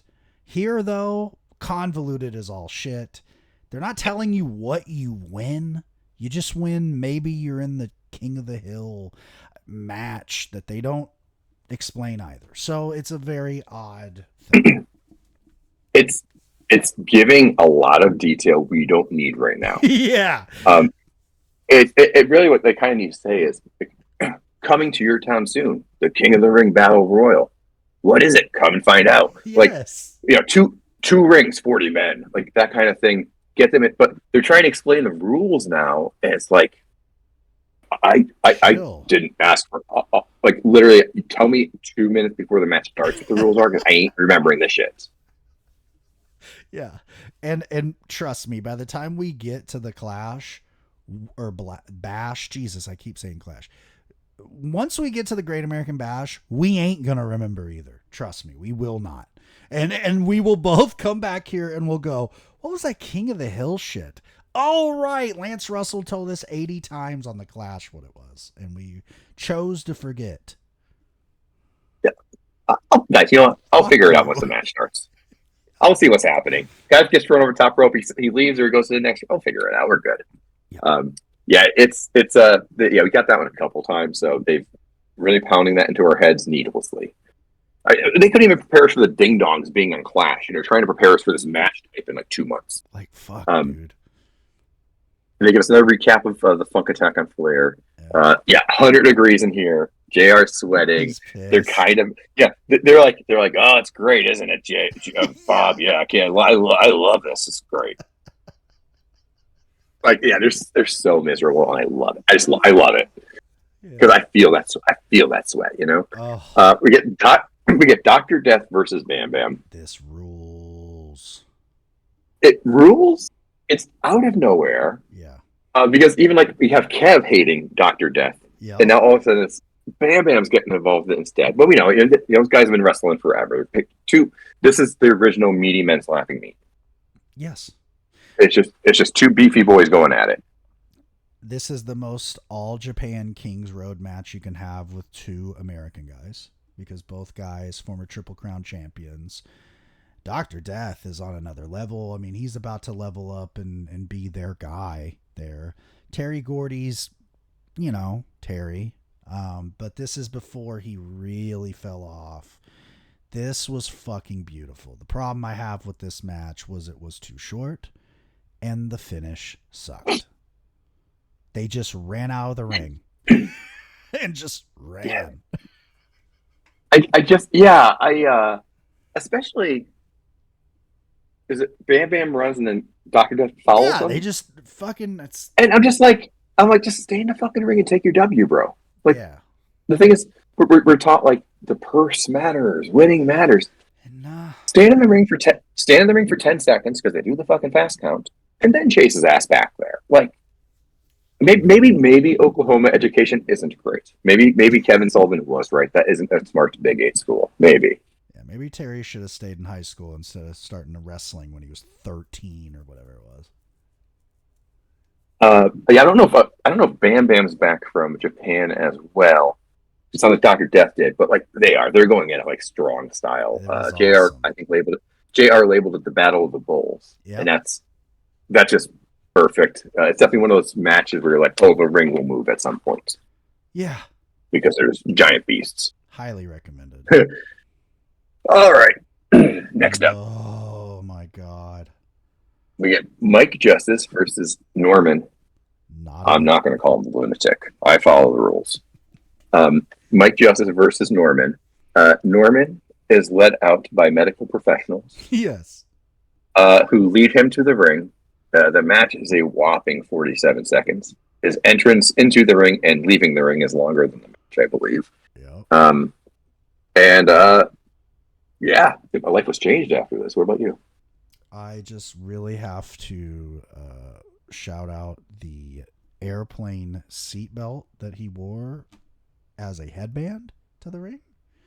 I don't know why. I don't know who said, hey man, this is cool. You're going to look so fucking cool with this on your head. But that was a miss for me. That really, I guess lunatics put that on their heads. Do you know who put seatbelts on their head? Lunatics, crazy people. It's sad because I do know of the legend of Jerry Blackwell, who is the guy that's playing Norman here. He was a really good worker for a big guy in the AWA territory and all that stuff. Also in the Wrestle Rock Rumble. I'm not surprised at all. Yeah, I remember. I'm gonna do my splash in the Wrestle Rock Rumble. He falls through like a plank or something, a board, and it cracks under his weight. Yeah, and just another example of let's bring a guy in, give him the worst fucking gimmick ever because it's WCW. Yeah, it's whatever.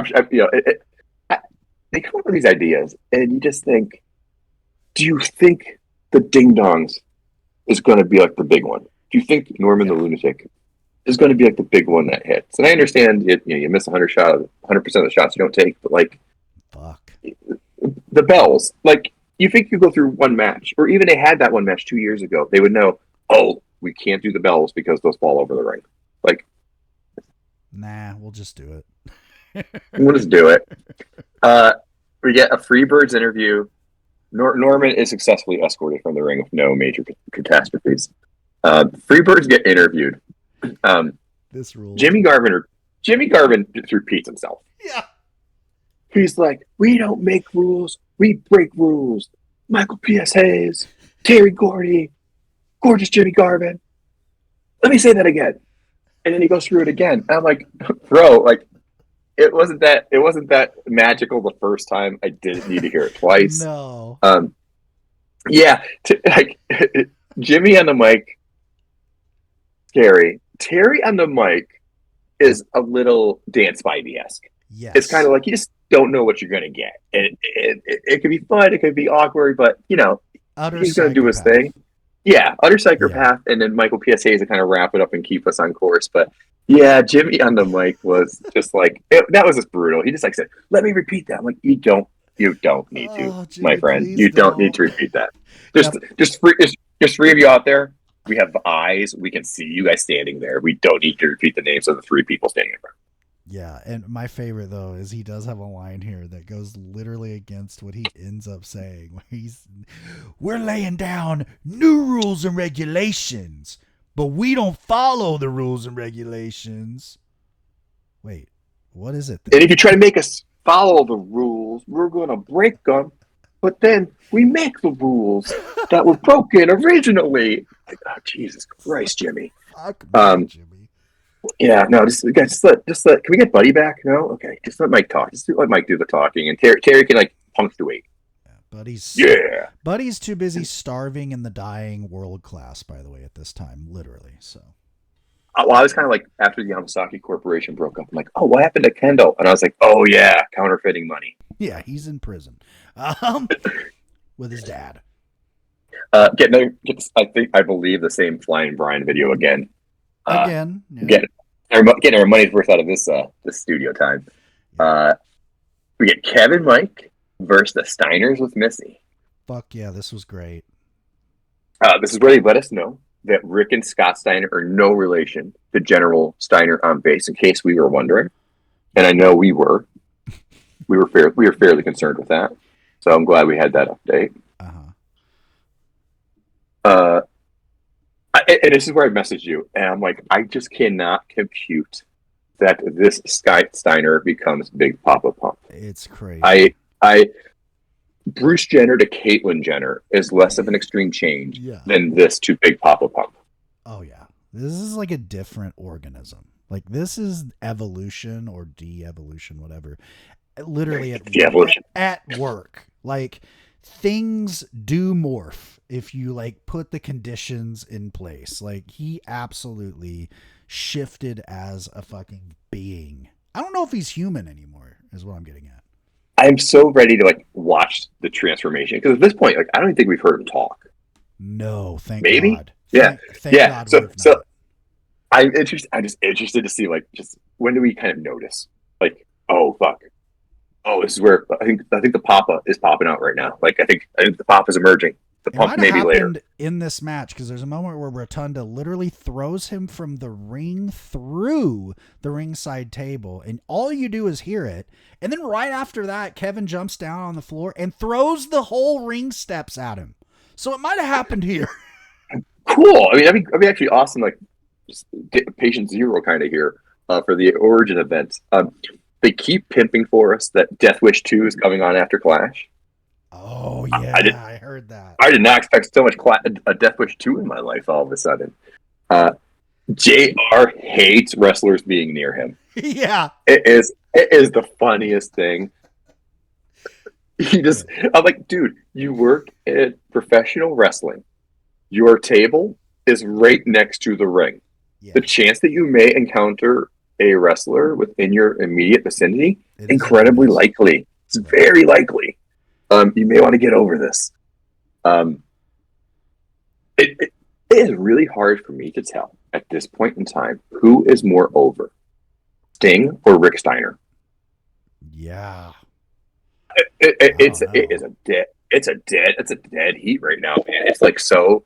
I think I just wanted to bring that up because I know Sting's kind of the legend over time and what evolves, but like at this point, these two are like neck and neck. I think. Oh yeah. For kind of the future of WCW, and it's just every time Rick comes out and is getting these pops, it just reminded of just how over he is, especially since he's been gone for a little bit,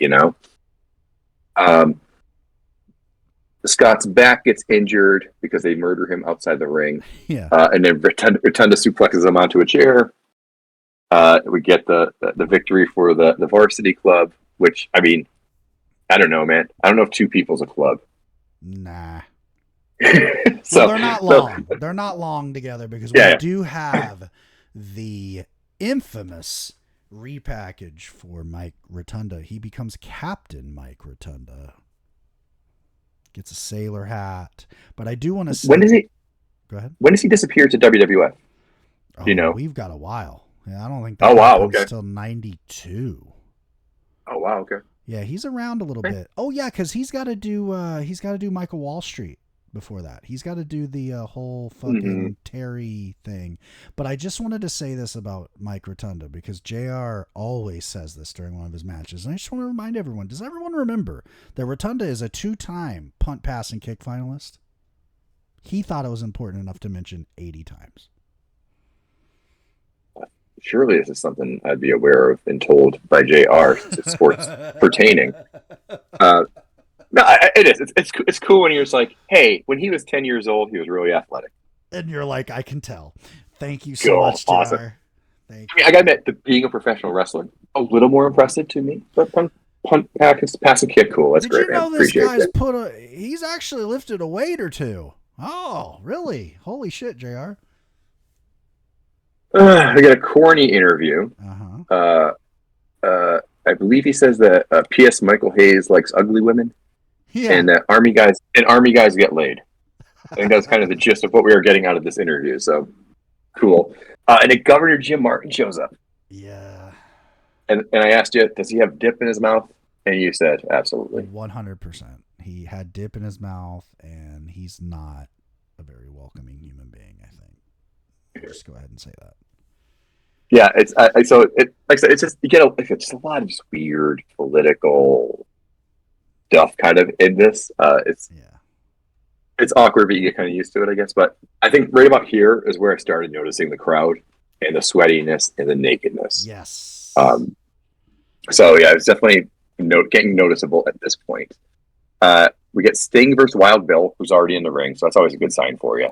When you don't get the entrance and you're already in the ring on your second match. Lex Luger didn't want to join commentary, and I've got to admit, I wouldn't want to join commentary either. Yeah, it's not my job. Yeah, exactly. I mean, yeah, I can't join commentary. And when did all the faces start defending Flair? Like JR mentions that Sting is upset by what happened. Yeah, like, no, Sting fucking hates Ric Flair. Like that dastardly Funk.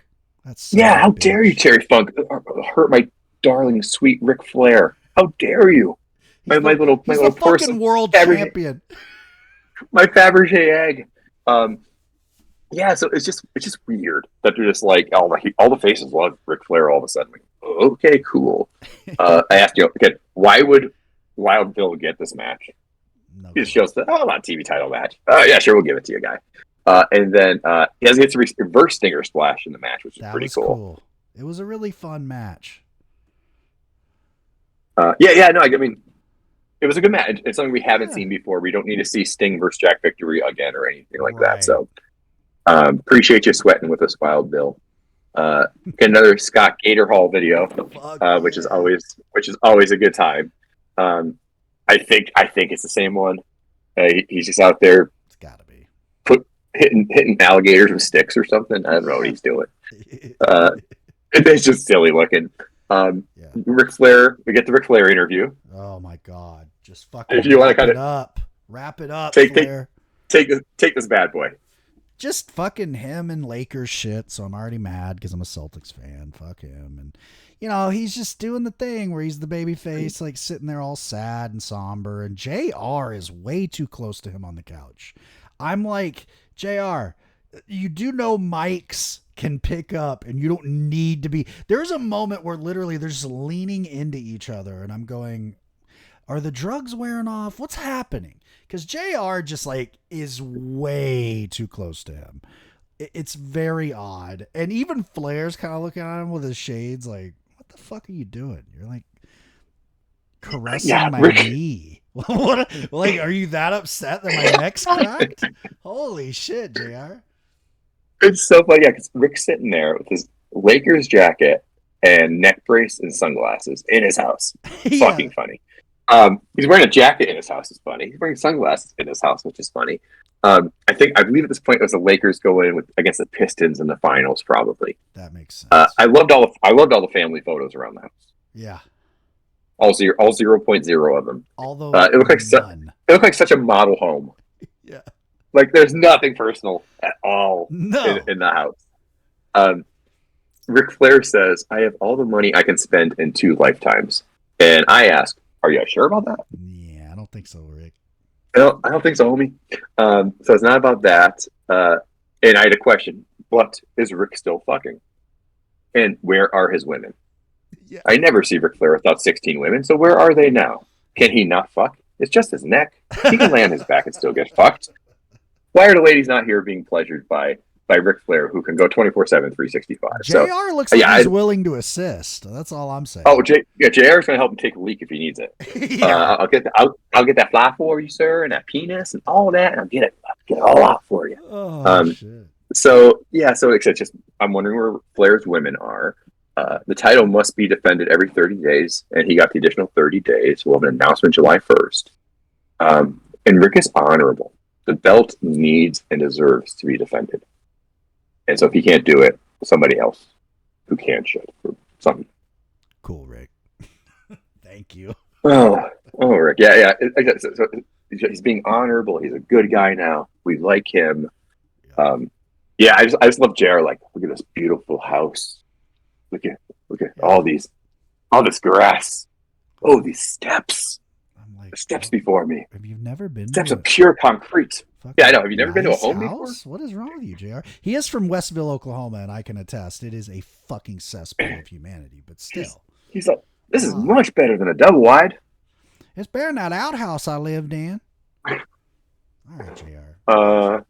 All right, man. We get 2 matches left. Jesus Christ, man. What's the longest match on this card? Probably one match goes over 10 minutes. Wow. It's got to be this one. It's got to be the tag title match. Oh, no, 9/11. Funk Steamboat goes. Sorry, never forget. Holy shit. Steamboat Flair goes almost 13. As it should. I mean, yeah, Sting beats Bill Irwin in 3.5 minutes. Like, come on. Why isn't this Muda? Why wasn't this Muda? They had to say Why did we tease Muda? I mean, I guess you get it on instead of post to Free TV, you get it on a pay-per-view or something. But we do. We did it at the Great American Bash. Thank God. WCW is not a place that could be saving it. No, you need to be giving me good product like steady because you ain't the quality control ain't there. Not at all. This ruled though. Freebirds and Midnights. I mean, come on. Who the fuck you root for, right? But it's like this is the first time in any form that these two teams have ever wrestled each other. So that's a neat little thing as well. Definitely. That's cool. Paul E attacks Cornette before the match. Yep. He has a horseshoe taped in the racket.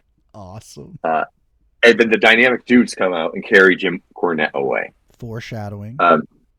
So that's cool, right? So it kind of gets the Midnight Express a little more face-ish because they don't have their manager in the corner.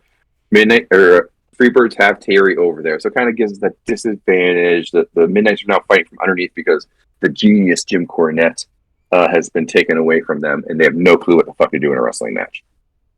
Yeah, that part was a little odd, but I mean, hey, at least you're making an excuse for it, right? Yep. It creates that unevenness between the teams, gives us an excuse, and it gives it a chance to maybe cheer something later. Bobby Rules getting beat up here. He takes the heat, the whole fucking match. He just gets beat to shit by all these guys. The crowd is super hot. Yeah. Which I guess is surprising for a military base. I don't know. Maybe this was the one where Michael really got the crowd riled up. This might have been the match instead of the other one. But yeah, I mean, the crowd just gets fucking hot. I'm like, oh shit, it's a military base. Like, yeah, kind of surprised how it is. And people are whipping shirts around because they're all out there pretty much naked from sweating so much. They remind us Death Wish 2 is coming up. And also make sure to call the hotline. We need money. We desperately need money. Joe Pedicino and Lance Russell are doing commentary over there. And at one point, I literally was like, can we have that instead of you bitching about how hot it is, JR? It's funny, man. Because I'm really interested, like, who calls that for how long? Like, you sit there full show, like, listening to this alternate commentary. It's weird. The Freebirds kill time. The Freebirds kind of kill time, and I'm like, well, that's not smart. Because if Jim Cornette's taken away, the more time you kill, the better chance he returns. So hop on that shit. You already at 3-2, so it didn't make sense to me. Right. Jimmy and PS didn't match, and that bugged me. Yeah. Their outfits did not match, and so I said, what the fuck? That was weird. Because my tag team should match, especially if you're going for the titles. Especially the Birds. Come on. Yeah, I mean, seriously. And so, yeah, I mean, overall, it's a pretty good match. Gordy ends up interfering. Might be a doctor bomb he does. Yeah, he does a sick power bomb on Bobby. Yeah, and so we get Jimmy Garvin pinning Bobby for the win. Yeah. And I mean, Terry does that. I mean, even like JR says, oh, he slammed him down. Like, he didn't even know what to call the move that Terry did. He's like, he slams him down. And I'm like, no, he did a little more than that, my friend. So, yeah. Freebirds are tag champs. So that's pretty cool, right? Yeah. Okay. That is cool if it does not remove PS from commentary. Right. And I don't know. Because the US kind of took him away from commentary, and I did not like that. Or get me a substitute, but it has to be as good as PSA's. He has to be able to tell me that somebody's getting their finger pulled out instead of cheating. So This is what I'm asking for. Too much, because there's no way anyone's that good. Unless it's like Paul A. Yeah, it's good actually. But I need my PS on my commentary still. So don't fuck me on this. Don't fuck it. I'm good with them being tag team champions. Don't fuck me on my commentary. Yeah. And then we get the final match, the actual main event, going last, I guess, is Ricky Steamboat versus Terry Funk. The story here, I guess, is kind of Steamboat's number 1 contender, Funk's number 10. If Terry wins, he gets that number 1 ranking instead. Yeah. So cool. Like, accept that. That's good. I mean, he has every right to a title match over Dan Spivey, who hasn't been here for like 4 months. So there's a soldier next to Bonnie, and this man is dripping. Oh yeah, this man looks like Jordan Peele in that one sketch. Yeah, like he's just running down his face. Lex still won't join us on commentary. Like, JR wants Lex on commentary so bad. Come on, Lex, hurry up! Yeah, come on, man. I said he's an awkward enough interview. I don't think I need him on commentary too. And commentary does not require any flexing. So if you don't need to flex on commentary, there's no need to have Lex Luger around. No. Funk flies over the turnbuckle. Yes. He went hard over the turnbuckle. Beat out of him by Steamboat in this thing. This is mostly just Steamboat bumping him. Yeah, but Terry goes over the top, over the turnbuckle. Ricky climbs. Funk's like, you won't jump. He's walking away. He's like, you won't jump at me. Ricky flies off like a double axe handle. Yep. It's a bad camera angle. We don't really get the angle of that well. We're kind of like behind the ring almost. That would have been great to see. Ricky slams Funk back over the top rope. Yeah. He carried Terry around the ring. That was awesome. And then body slams. That's some Cesaro shit there. Yeah. So that was fun and cool. Funk kicks Ricky in the face to get the advantage. It's a pile driver and a kick out. Yeah. Funk whips Ricky into the ref, Fabergé ref. We get our patented Terry Funk pile driver on the floor. Yes. Which I can never not applaud that. Ricky goes to the apron, suplex into the ring, goes for the pin. The ref is dazed. He gets the 2 count. Funk goes to the top, knees to the solar plexus. Now Ricky gets to be on offense. Flying axe handle. Funk rolls out. He hits Ricky with a mic. So he just takes the mic off of JR's, clocks him in the head with the mic for a DQ. Yep, we get a DQ finish. So it's just like he wanted the number 1 contender, Not and worth then it. just DQs in front of the ref. So it's like, you wanted the title match, you didn't want. I think he's just like, Rick's going to be angry enough where he's going to demand to take me on. So I don't need to win this shit. Yep. Then Funk's attacking Ricky. You're going to attack him. Lex runs out with a chair. Yep. He cuts a promo not to the camera. He cuts a promo in profile. Yeah. And then he attacks Ricky with a clothesline and a beatdown, hits him with a chair in the back, and then gives him the torture rack. Yeah. And then Sting comes out like 5 minutes too late. Way later. So here we are. Funny because he didn't get what he wanted out of the match. He's not getting a title match. He got disqualified. Yeah. I don't know what all this was for. Ricky. Now, so what? We're gonna get Ricky versus Rick 4. Like, no. This is what you're kind of getting for, unless it's. Well, I'm saying like, hierarchy. Looking at what the rankings are telling me, like this is what it would be. Lex stepping in with was a difference, but yeah, it's just interesting for that to be the end result. It's also interesting more than anything that they cut bait on Lex being the top face. They went, fuck it. Nope. We're pivoting. He's going to be the next like young heel now. I don't know, man. That was weird, but I think though. Yeah. It makes sense to me because look at him, right? He becomes a narcissist. I mean, he looks like somebody who watches himself in the mirror 8 hours a day. And I think at this point for us, we got Sting on the face horizon. We got Rick Steiner on the face horizon. These guys are just like so over. Yeah. Ricky's gonna be fading away on us, so it can kind of make sense. But at the same, I think it's just weird. Like I said, everybody's just switching alliances, and I'm just like I said, Ric Flair's the good guy now. Okay, like it's odd. You can't just tell me. Just restart the season. Just say, hey, this season playing the face champion, Ric Flair, and I'll forget everything else he's done in the past. And that's like everyone across the board. It's very odd, but yeah, I mean, this was really good stuff. We're getting into the thick of like peak NWA/WCW 89 now. The build to Great American Bash is going to be great.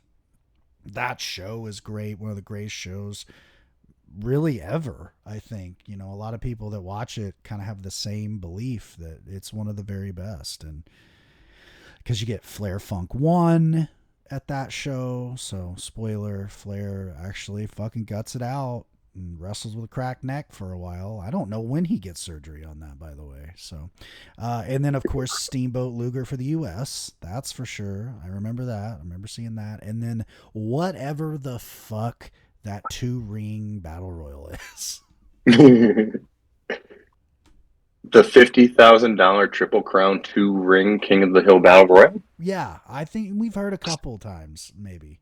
It flows off the tongue. I'm looking at it from a cage match for the show coming up. Oh my god!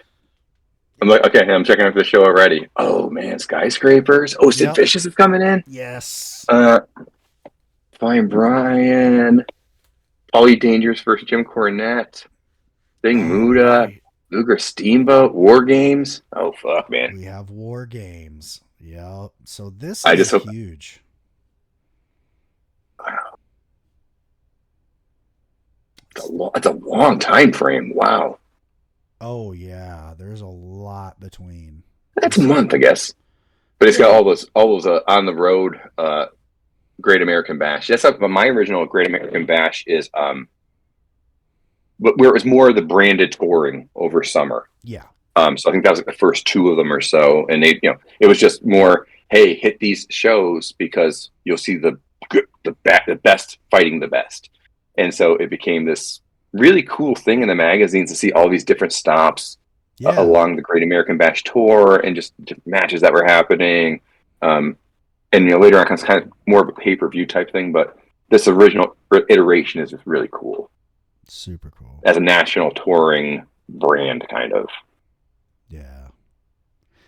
It was definitely a fun time. I mean, this is when it really ramped up, and we're getting the nuts and bolts of what WCW proper becomes. So, yeah, I thought this was leagues better than our last show, and I liked Wrestle War, but this is way more focused.